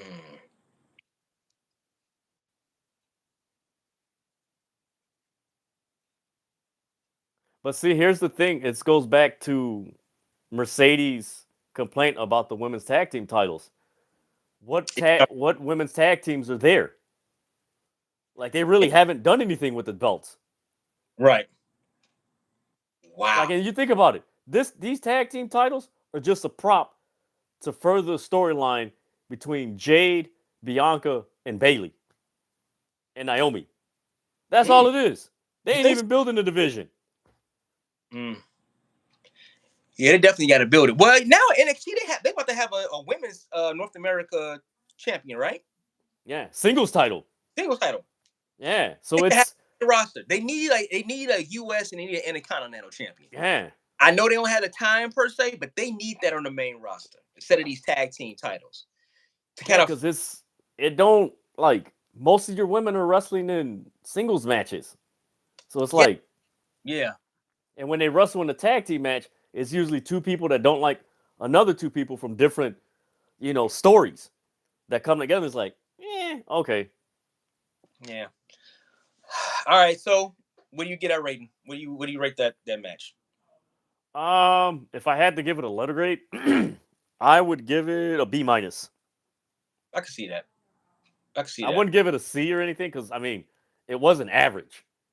It was like in between, like okay, close to like the clunkiness, like I Yeah. can't give it a solid B. It's like I gotta give it. Do you grade it with a curve because you are dealing with Jade? No, I give it that grade because of like What you saw? they know her limitations. Like that goes back to like Maxine Dupree when they were like booing her at the house Yeah. show.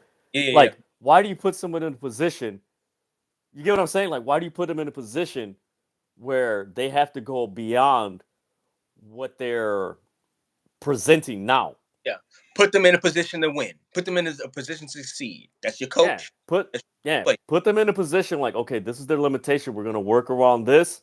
Yeah. For now, we're trying to get you here, but we're gonna book you around this area to get you boom boom accentuate Paul Heyman philosophy in ECW. Accentuate the positives. Right. Yeah, we're not gonna talk about the negatives. We're not gonna talk about it.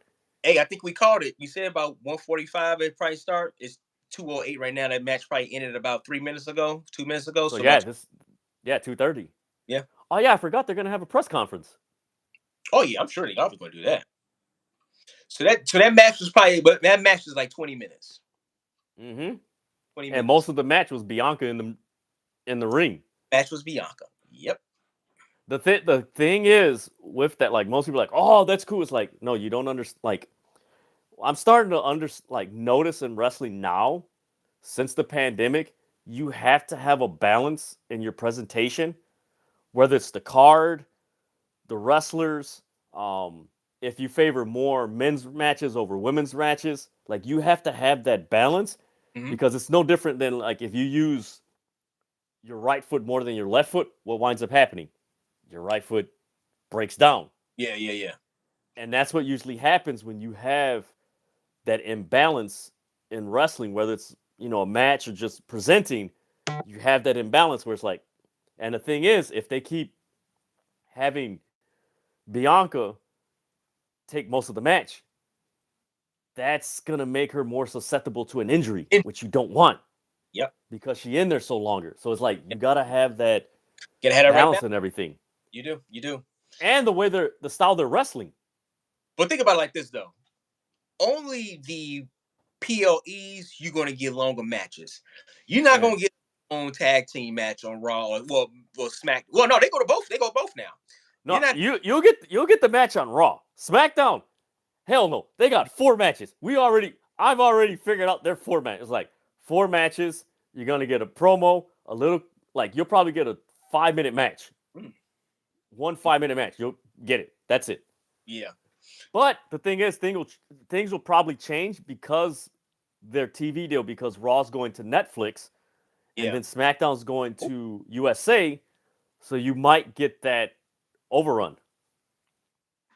So you already got Asuka and Io Sky. All right, and they're doing a King of the Ring breakdown in the matches, first rounds. Okay. That's Kofi and Rey Mysterio. Wow, they got some randos. Okay. Ricochet. Oh. Okay. Please let it be. Please let Gunther and Ilya Dragunov in this freaking tournament. Oh. That's all I want to see in the finals. Yes. Thank you. Yes. Yeah. Yes. Please give us Ilya and Gunther. That's the match. That's the final match you want to see? I hope that's the main event, man. It has to be. Have you seen their matches in NXT? Yeah, I saw a few of them. Yeah. Yeah, I did. They were hard hitting. This one Gunther was still kind of chubby, right? Chef's kiss. Yeah, man. I was like, this is my type of match, man. Yeah, they were good. All right, main event up next. The King and Queen of the Ring. I'm not doing a watch along of that. That's Memorial Day weekend. Surprise, no Nia Jack. Yeah, that's interesting. Yeah. Actually, you know what? That day, You know what? actually, I'll do Collision and Wild Women of Wrestling. I'm probably one of the few dudes that actually does a live reaction to Wild Women of Wrestling. Nobody else does it. Wait, where do you watch that again? What It comes on channel 26. Oh, it's on at 9 o'clock here. Okay. 9 o'clock at night? Yeah. On what days? Saturdays. Oh, all right. Yeah. Keep that in mind. Yeah, so if you any Saturday you're free and you want to join me, just all right, hop on and we'll watch it and everything. All right, so let's go. Man, there was 2 Saturdays ago, man. It was Collision, Wild Women of Wrestling, and freaking MLW all at the same time. I'm like, mother. I'm like, damn. Right. Matches one more time. Zoe's all night. Ivy now. All right, that's okay. That's interesting. Shayna Baszler versus Zelina Vega. She is the, I guess you want to say, current one. Lara versus Asuka. And Io Sky versus Natalia. Okay. Oh. So the New Japan World Television Champion, Jeff Cobb, has a special message from Lance Archer. Lance Archer. From AEW. Ooh. Yeah. Woo, that's going to be good. Oh, yeah, we got Forbidden Door coming up in June. Man.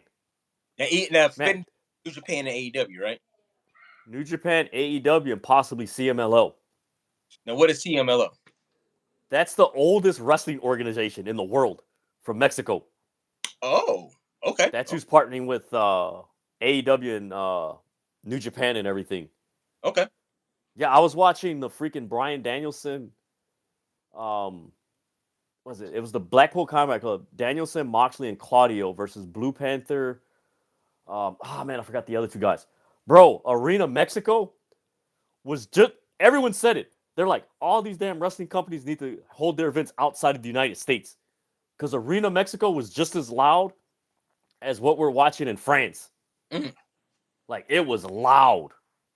And what was crazy was the whole arena, mind you, Arena Mexico is owned by CMLL. Dude, they were doing the yes chant in Mexico. You came in, they were like, yes. They weren't saying, they were like, C. And dude, Danielson, he leaned into it. He's like, no, C. I was like, man, it was very entertaining. I just went over to YouTube and checking out this the Professor Serena Deeb. Is it Deeb or Deb? Yeah, Serena Deeb. Yeah, Deeb and Mariah May match from AEW. Do you remember Serena Deeb in WWE? I do. She had the bald head, right? She was part of Punk's crew, right? Yeah, yeah. I do remember her. But she's a trainer now. She's wrestling? Dude, she's a technician. I would say, you know what? A good example, she's the AEW version of Natalia. Okay. Yeah, it's like if you had an AEW version, that's what she is. She could wrestle. A lot thinner too. Like more muscular, thinner. Mm-hmm. Right, let's see what's happening in wrestling while they go on break. Is she in her 40s? Yeah, I think she's around our age. Yeah. You know what? She has to be around our age because she was wrestling around 2008-9. Oh, there you go. Yeah. Yeah, she has to be. All right, let's see what we got here.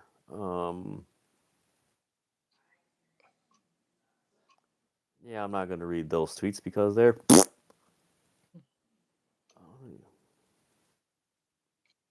Oh, damn. So this is the first WB event to be recorded in France since April 1993. 93? Yeah. Wow. Let's see. Yeah, that's... Man, Def Rebel, who does the music for the WB wrestlers, man, they suck. These themes are horrible. Because at the Royal Rumble, I don't know if you noticed it, but like nobody was reacting to when the theme hit. The theme hit? They're like, who the hell is this wrestler? Then when the name hit, oh, that's who it is. All right, we got AJ Styles out here right now.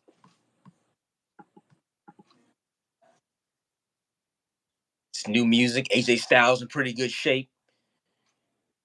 They're saying the best shape he's been in years. Whipping that long hair around as usual. Yeah, last night you had TNA's Under Siege pay-per-view. It was pretty solid. Yeah. Freaking Mustafa Ali and Ace Austin. That was a match, man. Didn't he win a title? Mustafa Ali? I think he's the X Division champ there. Okay, yeah. And then Nick Nemeth, Dolph Ziggler, he lost his New Japan Global Championship to David Finlay. Damn, didn't he just win it not too long ago? Bro, my mornings, especially like on weekend, you can say more weekends. Actually, Mondays and more Wednesdays. Like as soon as I wake up, it's like, oh damn, New Japan had an event at 9 o'clock in the morning or 8 o'clock in the morning. There's all this New Japan news. I'm like, damn. And I'm like, we haven't even gone to the American wrestling news. And then I get to noon. Once I get to noon, then it's like, oh, this guy was on a podcast. Right. She was on a podcast. She did an interview. Oh, they tweeted this. Oh, here's contract news. Here's this. Who's that? Like I was telling Ken, I'm like, and who was it? I think it was Ryan. I was like, bro, covering professional wrestling is like covering the freaking NFL and FIFA. Yeah. All together. Yeah. They're like, what do you mean? I'm like, dude, you got other promotions in other countries. The news doesn't stop. Yeah. And people have access to see all this content now. Before, it was very hard to see in New Japan. Yeah. All these other now, everybody can just turn on their TV or their laptop and just boom. Yeah. So, yeah. Like, I remember, man, it wasn't this past Wrestle Kingdom because I had to do physical therapy, but the year before. So, the Wrestle Kingdom, mind you, it's a 15-hour difference because it's in Japan. So, it's 7 o'clock over there in the evening, but it's like 1, 2 o'clock in the morning here. Here, yeah.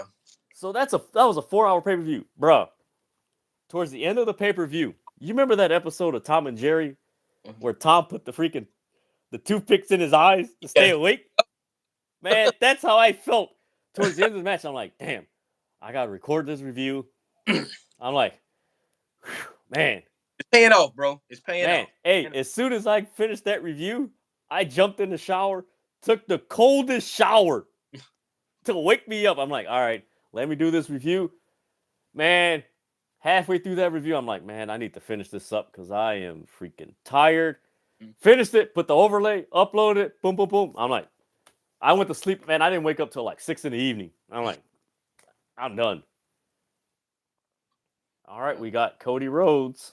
Yep, Cody Rhodes coming in with the smiles, the ultimate baby face. Homelander. Yeah, basically, right? The perfect teeth with the gigantic neck tattoo. Hey, I know you weren't on Twitter at the time. So at WrestleMania night 1, I was like, hey, man, we got Homelander, the Joker, Aquaman, and Black Adam all fighting against each other. I was like, hey, there you go. All right, this is going to be interesting. I wonder if we're going to get any post-match shenanigans.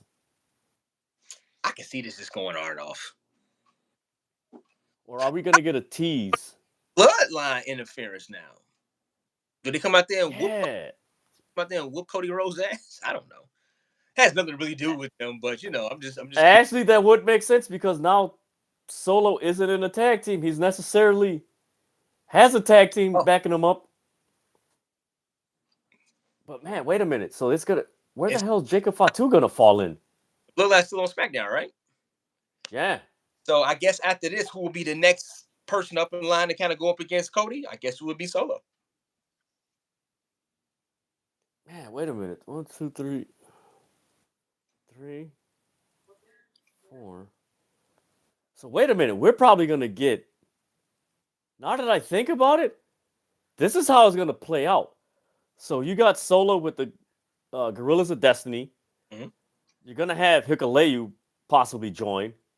Then you're gonna have Jacob Fatu. What's gonna happen is Jacob, the Gorillas of Destiny, and Hikuleo are gonna kick out Solo. So you're gonna have the new bloodline versus the old bloodline. That's what's gonna happen. Think about it. You're gonna have Roman, Solo, and the Usos. You're gonna have Jacob Fatu with the Gorillas of Destiny and Hikuleo. That's 8. That's an 8-man tag right there. Yeah, I guess so. That's got to be Survivor Series. It'd be a good way to do it. They're singing Cody Rhodes' theme. Mm-hmm.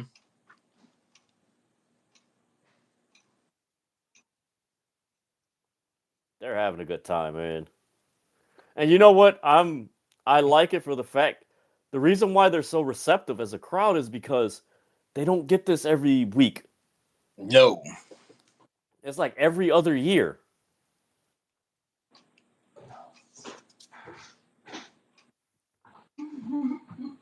You recognize the camera that they're using for the shot for AJ Styles?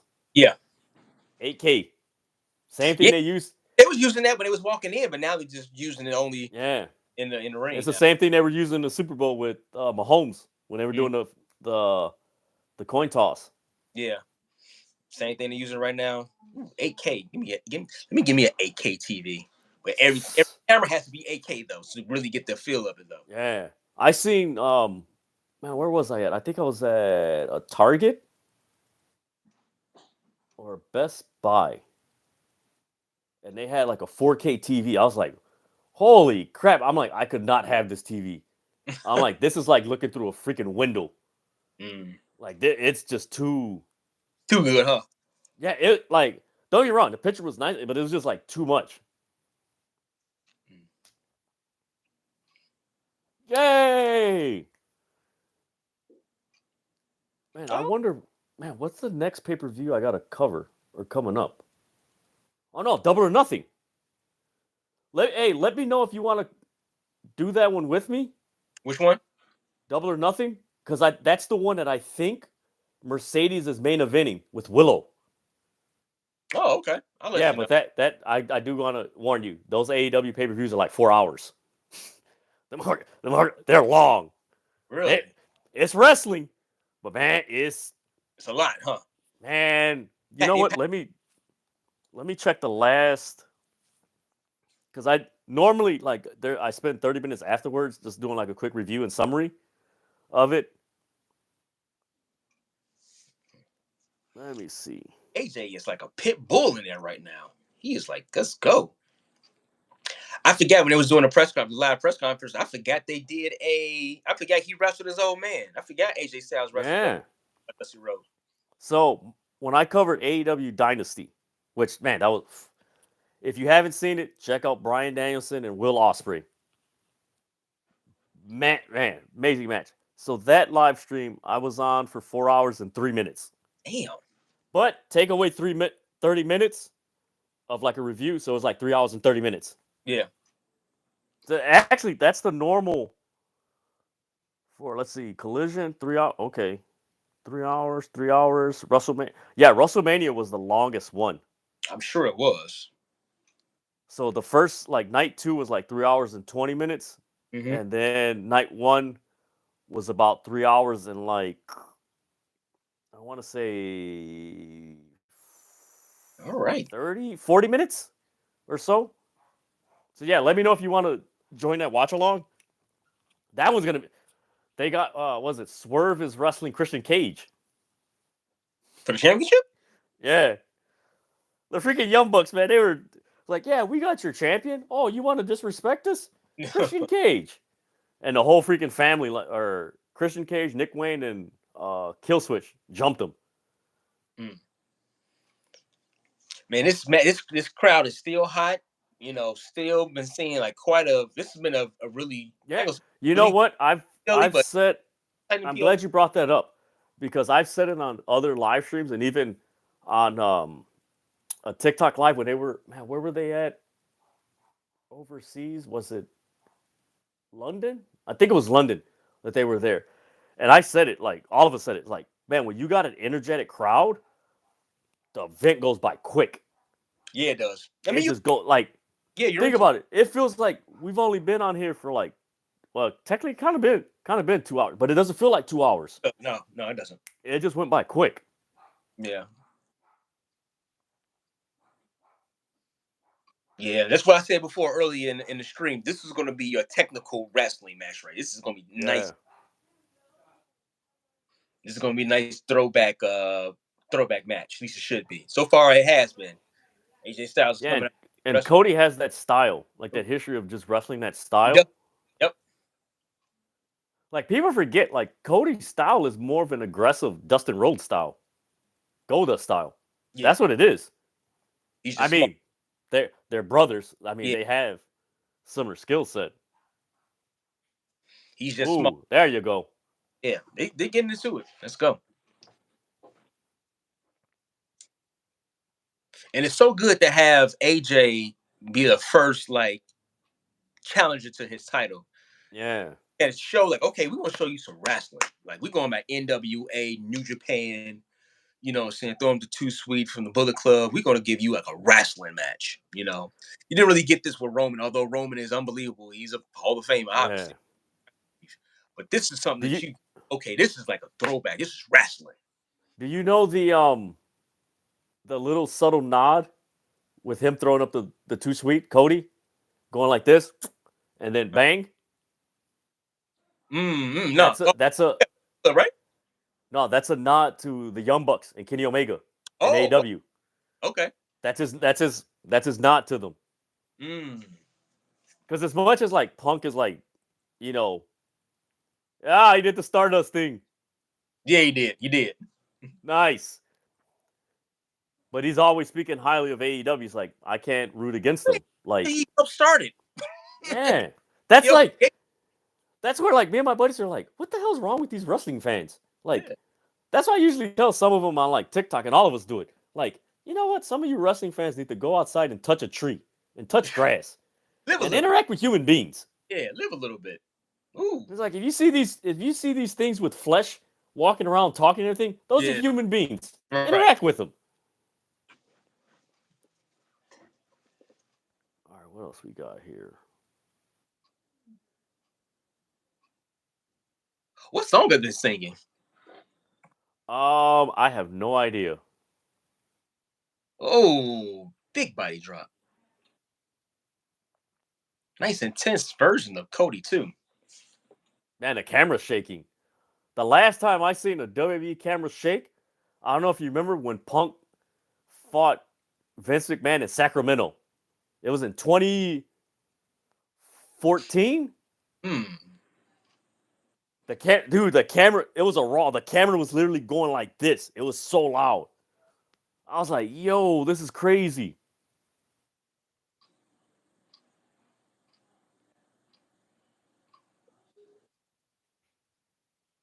Hold it up, hold it up, hold it up, hold it up. Oh!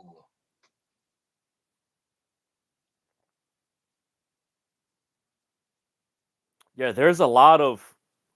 The other reason why a lot of people want to have an AEW WB crossover. Yeah. Everyone's like, and the first time in wrestling history, you got two rival promotions where there's so much history with the wrestlers from each promotion. Yeah. Like literally the bridge for this whole crossover is the Bullet Club. Like total in the wrestling industry, you probably have, including the current Bullet Club members, bro, you got like 40 members. It's like, how do you not cross over? Yeah. Is it still active right now in Japan? Yeah. That faction's been existing since 2013. It's like, bro, that's got to be the most successful wrestling faction. Oh, yeah, absolutely. Because you think about it, they had Balor as a leader, then they had AJ, then they had Kenny, then they had Jay White, and now they got David Finlay. Was Cody ever a leader? That's the interesting thing. AEW technically started from the Bullet Club Civil War because the Elite were a faction within the Bullet Club, and Tama and the other guys didn't like it, so they kicked out the Elite from the Bullet Club. And that's where you had the Bullet Club Civil War. So that's what I'm saying. Like, you got history with Tama and Cody going back to New Japan, and then you got, if they ever did it, the Elite, Kenny Omega, and Hangman got, history with Tama, Balor, AJ. Yeah, Everything is it, so, it's deep. and it's crazy because if you think about it, even with the NWO, you didn't have that deep of a storyline that you could play off of. Like you didn't have that. It was just on the surface. Oh, this is a high speed, tough match, hard hitting match. Man, it's amazing to think AJ Styles is I think 45, Is he? 47. How old is Cody? About 38, 39? Was Yeah, he 40? he's about Is he 40 I yet? want to say 37, 38 around that. Okay. Yeah, him, Roman, Oh, and one of whoa, the Young Bucks around that same age. whoa. It's got a neck full of rope right there. Ooh, And man, them ropes are not not given. mm. Remember when Enzo got a concussion? Yeah.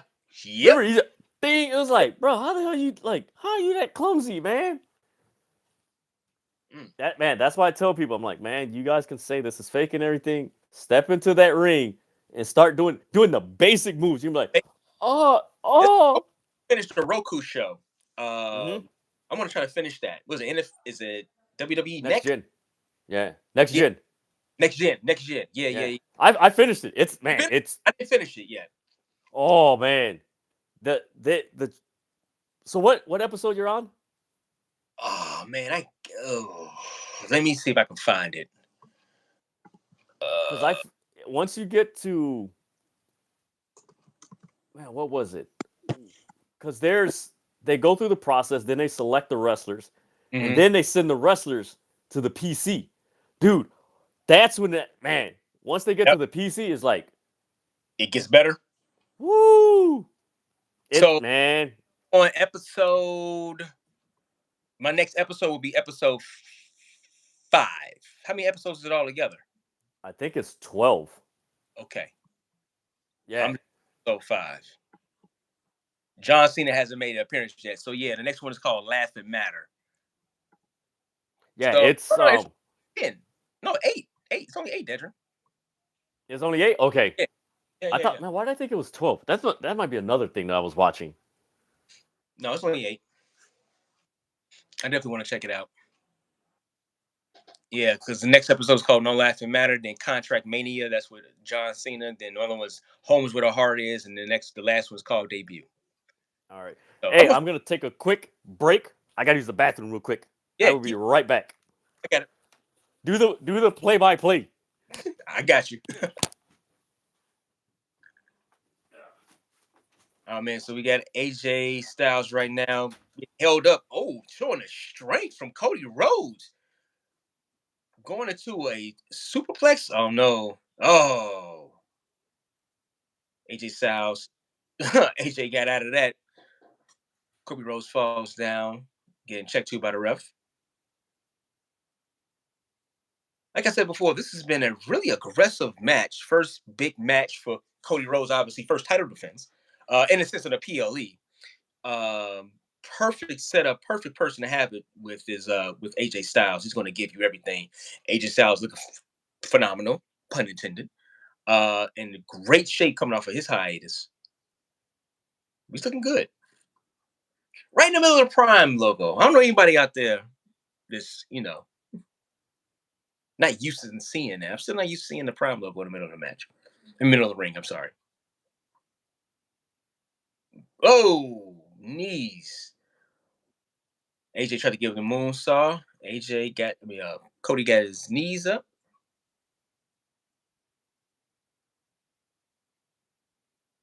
Hmm. This is something right here. You got someone who has wrestled the father and son, who was definitely coming out saying like, "I'm going to take you both out." AJ Styles has beat the great, rest in peace, Dusty Rhodes. Now you're trying to take out his son, who's currently the WWE undisputed champion. Great storytelling with the facials, reactions, sells. They're doing it all right here.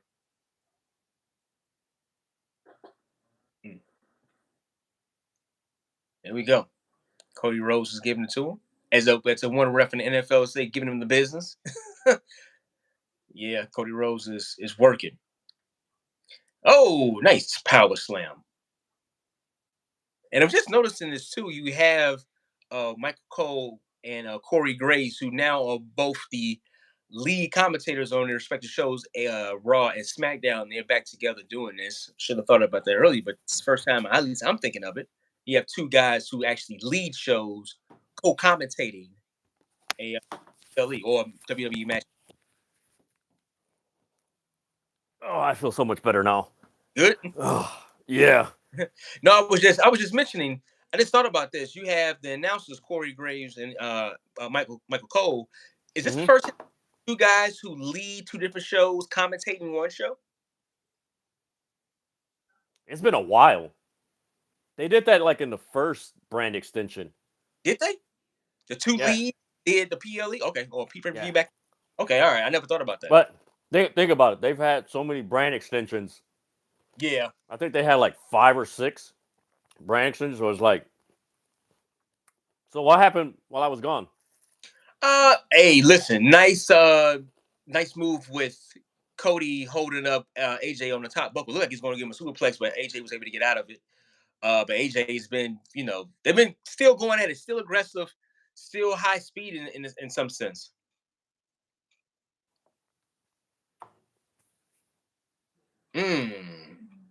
I also mentioned simple fact, this is one dude. AJ Styles is trying to take out the father and the son. Mm-hmm. Now, I would suspect that they've wrestled before somewhere else, right? Or no? This is the first time they're dancing. This can't be. Let me look this up. Oh, yeah. You know what? I was on YouTube, dummy. Let me look it up. Let me see if. Yeah, I'll be shocked. It's the first time they've been dance partners in the ring. AJ. I know Swerve and Cody wrestled in Defy. They actually posted that match on their socials. Defy Wrestling. They posted the Cody Rhodes Swerve Strickland match. I was like, oh, okay. How was it? It was pretty good, man. That had to be around like 2016, 2017. Oh crap, I gotta get out of the freaking, damn it.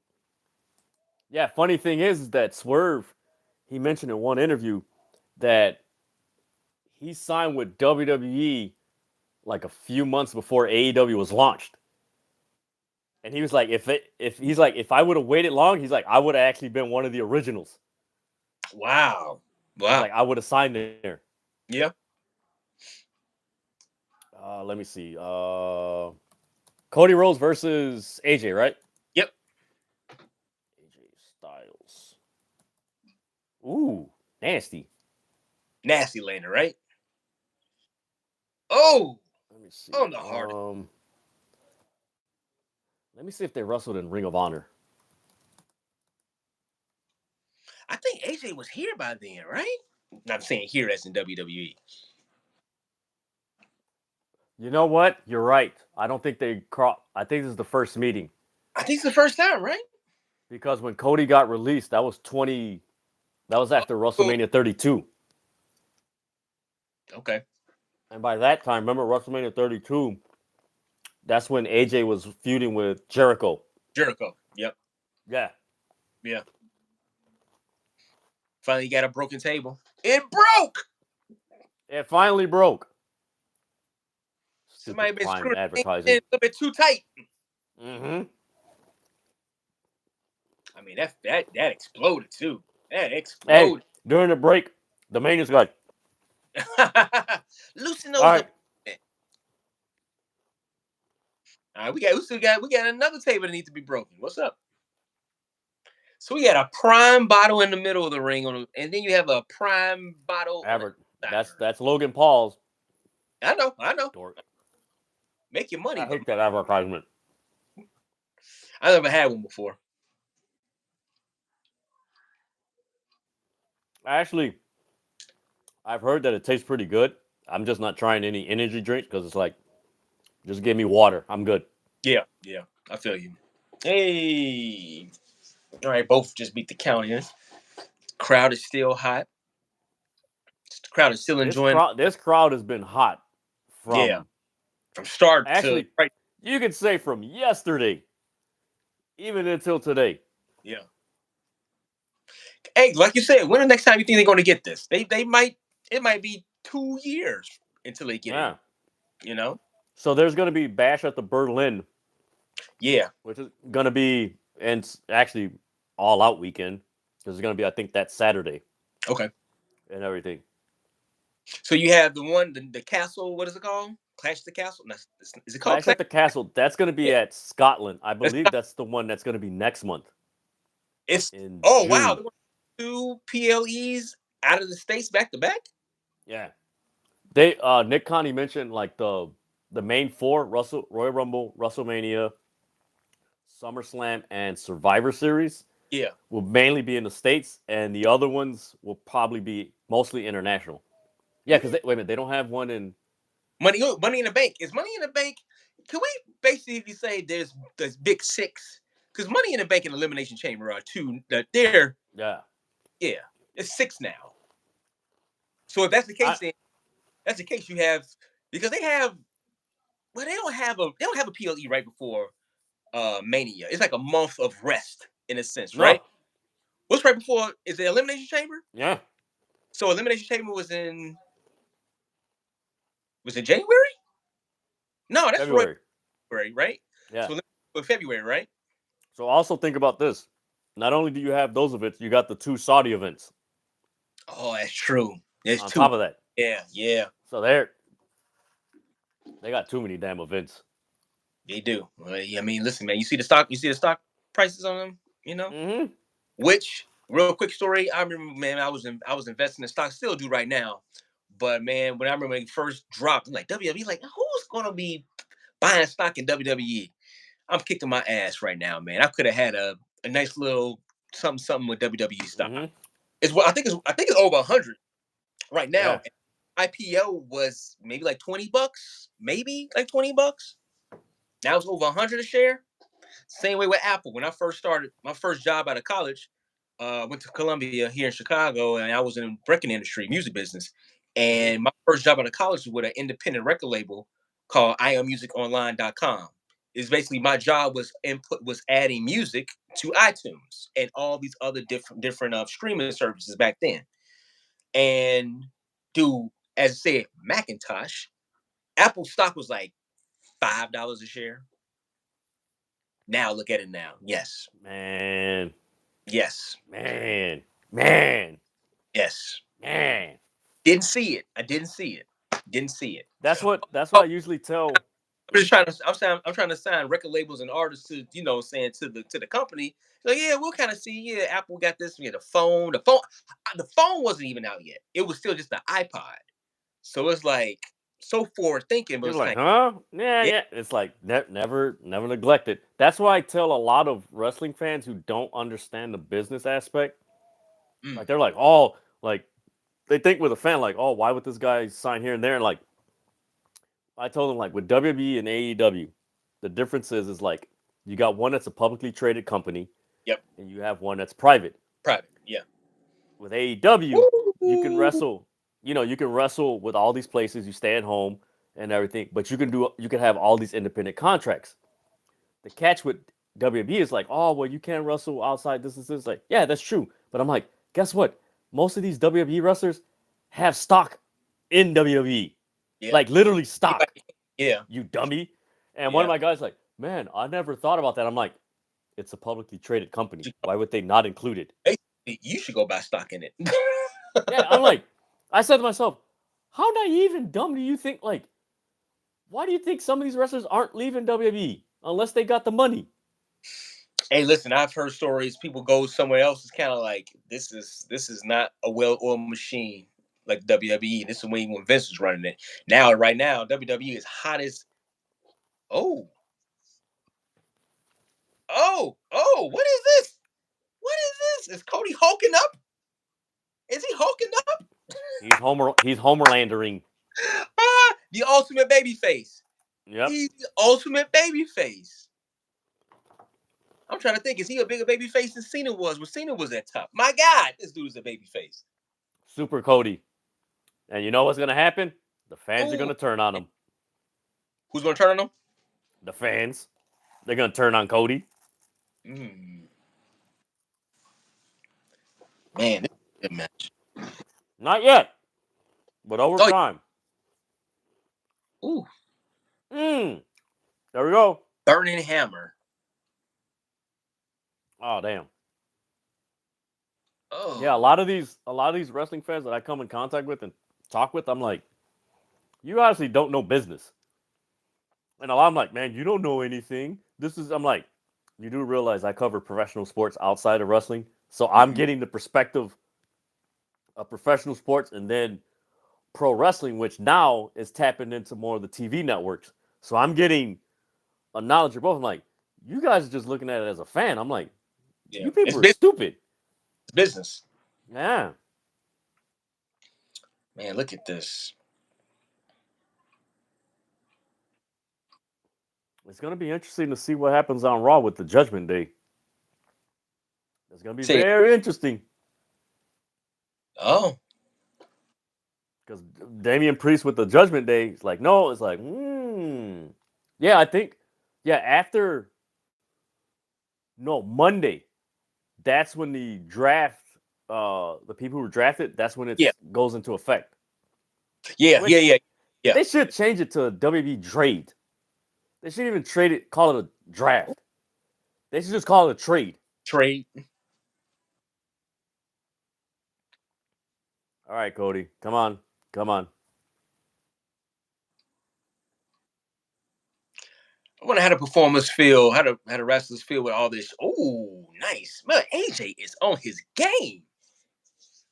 AJ is on his game. I wonder how they feel about this chanting and singing going on as they're wrestling. Oh, they love it. They love it. It's an adrenaline rush. I remember watching Hogan and Rock. They were talking about, that WrestleMania 18 match, which for me, I love that damn match. And it's all because of the crowd. Yeah. It's all because of the crowd. The way they was turning every which way so many times. Yeah, and it's a roller coaster because when you have the crowd disengaged, every movement you do, you can take them on this ride. And Hogan and Rock were like, man, if you pay attention to the crowd, just listen. You go there. And in that match, it started off, Hogan was the bad guy, Rock was the heel. Yep. And halfway through the match, the Rock became the heel and Hogan became the face.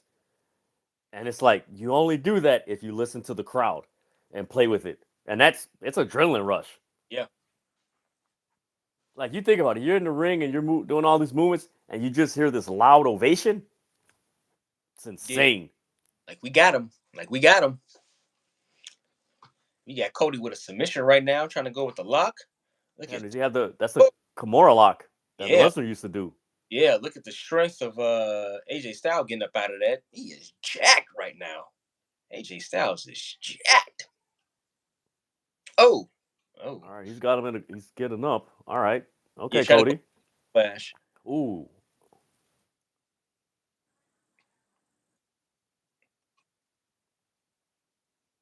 What the hell are these people chanting? This is hilarious. Oh.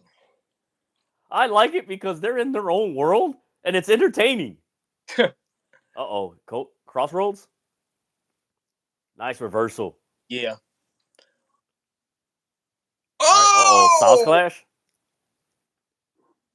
Oh! Right into the camera. Boy, he's good.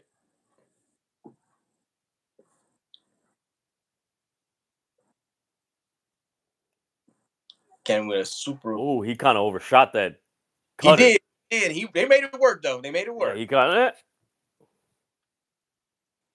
Oh, Crossroads. I think that's it. Yeah. All right, here we go. Come on.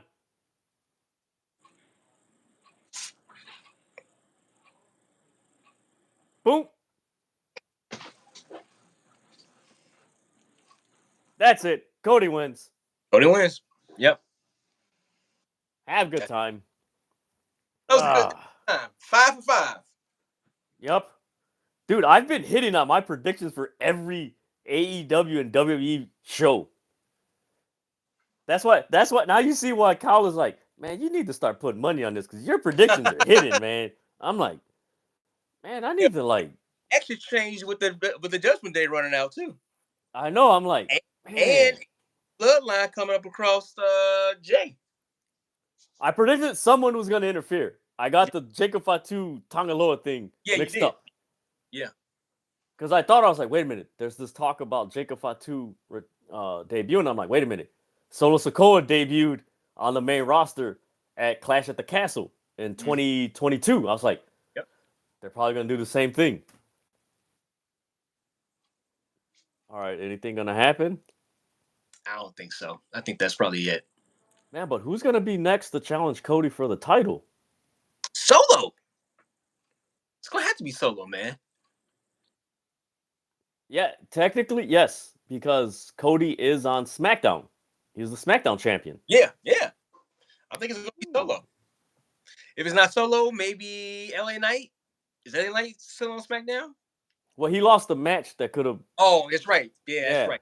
AJ Styles. I hope it's not Shinsuke because they already did a feud with him and Shinsuke. They already did a few. That's the only downside that I see with a lot of these guys re-signing with WWE is that you kind of need that. The old saying, "How can I miss you if you don't go away?" Mm-hmm. Like, you kind of need to like go somewhere, let somebody else come in, then come back. Oh wow, they're back. Okay, ooh. But if you're constantly there, like look at New Day. Like New Day's been there for 10 years, but now it's just like, it's New Day. Like, New Day. Yeah, it's like, like no, you got to go away. Like, look at Cody. He left, came back, bigger star. Yep. And that's it. That was a fun pay-per-view. Thank you, Devaz. Hey, no problem, man. For joining me, man. Yeah, man. Before you leave, let's do a quick recap of this show, which is gonna be probably like 15 minutes. Yeah. So basically, we got all our predictions right. We predicted Solo and Tama would win. Yep. We got Bianca and Jade, they would win. Yep. We got Bayley would win. Yep. We got Damian Priest would win. Yep. And we got Cody would win. So tell me, what did you think of what stood out to you in this PLE today? Man, you know what? I won't say exactly. I would say the people or the performers that stood out to me in this, if that's okay. Tiffany Stratton, that was her match. You know, she did not win, but that was her like really big showcase of her being caught up to the main roster. That was huge for her. The aggressiveness and the speed of this AJ Styles and Cody Rhodes match, very, very good. And I would probably say the next thing was, man, the clunkiness, as your term, I'll still at, of the Bianca Belair, Jade Cargill versus Kabuki Warriors match. It was good. It was exciting, but kind of clunky. So it's going to be interesting to see with now Bianca being a tag team champion, first time doing that, another notch in her belt, right? But having to perform with more people around her at the same time. So that's going to be kind of interesting to kind of see how that works within her career at this point. But I would say those are probably the biggest things I would say as of right now. I'm thinking about on top of my head that stuck out to me. Okay. Yeah, for me, for you, it's obvious. The freaking Tanga Loa debuting. That's it. Yeah. Everything else was predictable. I liked it. I enjoyed it. But I love the freaking Tanga Loa coming in and debuting. And then also, don't forget the freaking interaction between Solo and Jey Uso backstage. And Paul, Tanga Loa and Tama walking by, and then Paul looking like, kind of like, save me. Save me. Perfect, Dedrian. Save me. Perfect. That was his look. So it's like, ooh, I like this. And those guys, that's been my favorite tag team for like 10 years. So I'm interested to see where that goes. The Cody Rhodes, I'm really like, before the show ended, I just mentioned like, man, who's going to be next for the title? Cody Rhodes on the SmackDown side. I got to look at the who got drafted to get like an idea. But that's going to be interesting. Damian Priest and Judgment Day with the whole Balor and those guys. And then at the end, he's telling them, stop hitting them and like join in. So it's like, and Yeah. you know what? I mentioned it. That was it last Monday. I'm like, we're seeing the beginning seeds. They're going to break up. And remember, I showed No doubt. the Liv Morgan and Dominic thing. It's like They've been you're teasing it seeing them. 2-3 You're weeks now. seeing them break out. It's like, okay, yeah, the Tiffany Stratton, Bayley, Bianca thing, that was great. What's No, interesting, I just thought about this. You only had one match that was from Raw. Everything else was SmackDown. oh wow. Yeah, the tag team men's tag team match, those were SmackDown wrestlers.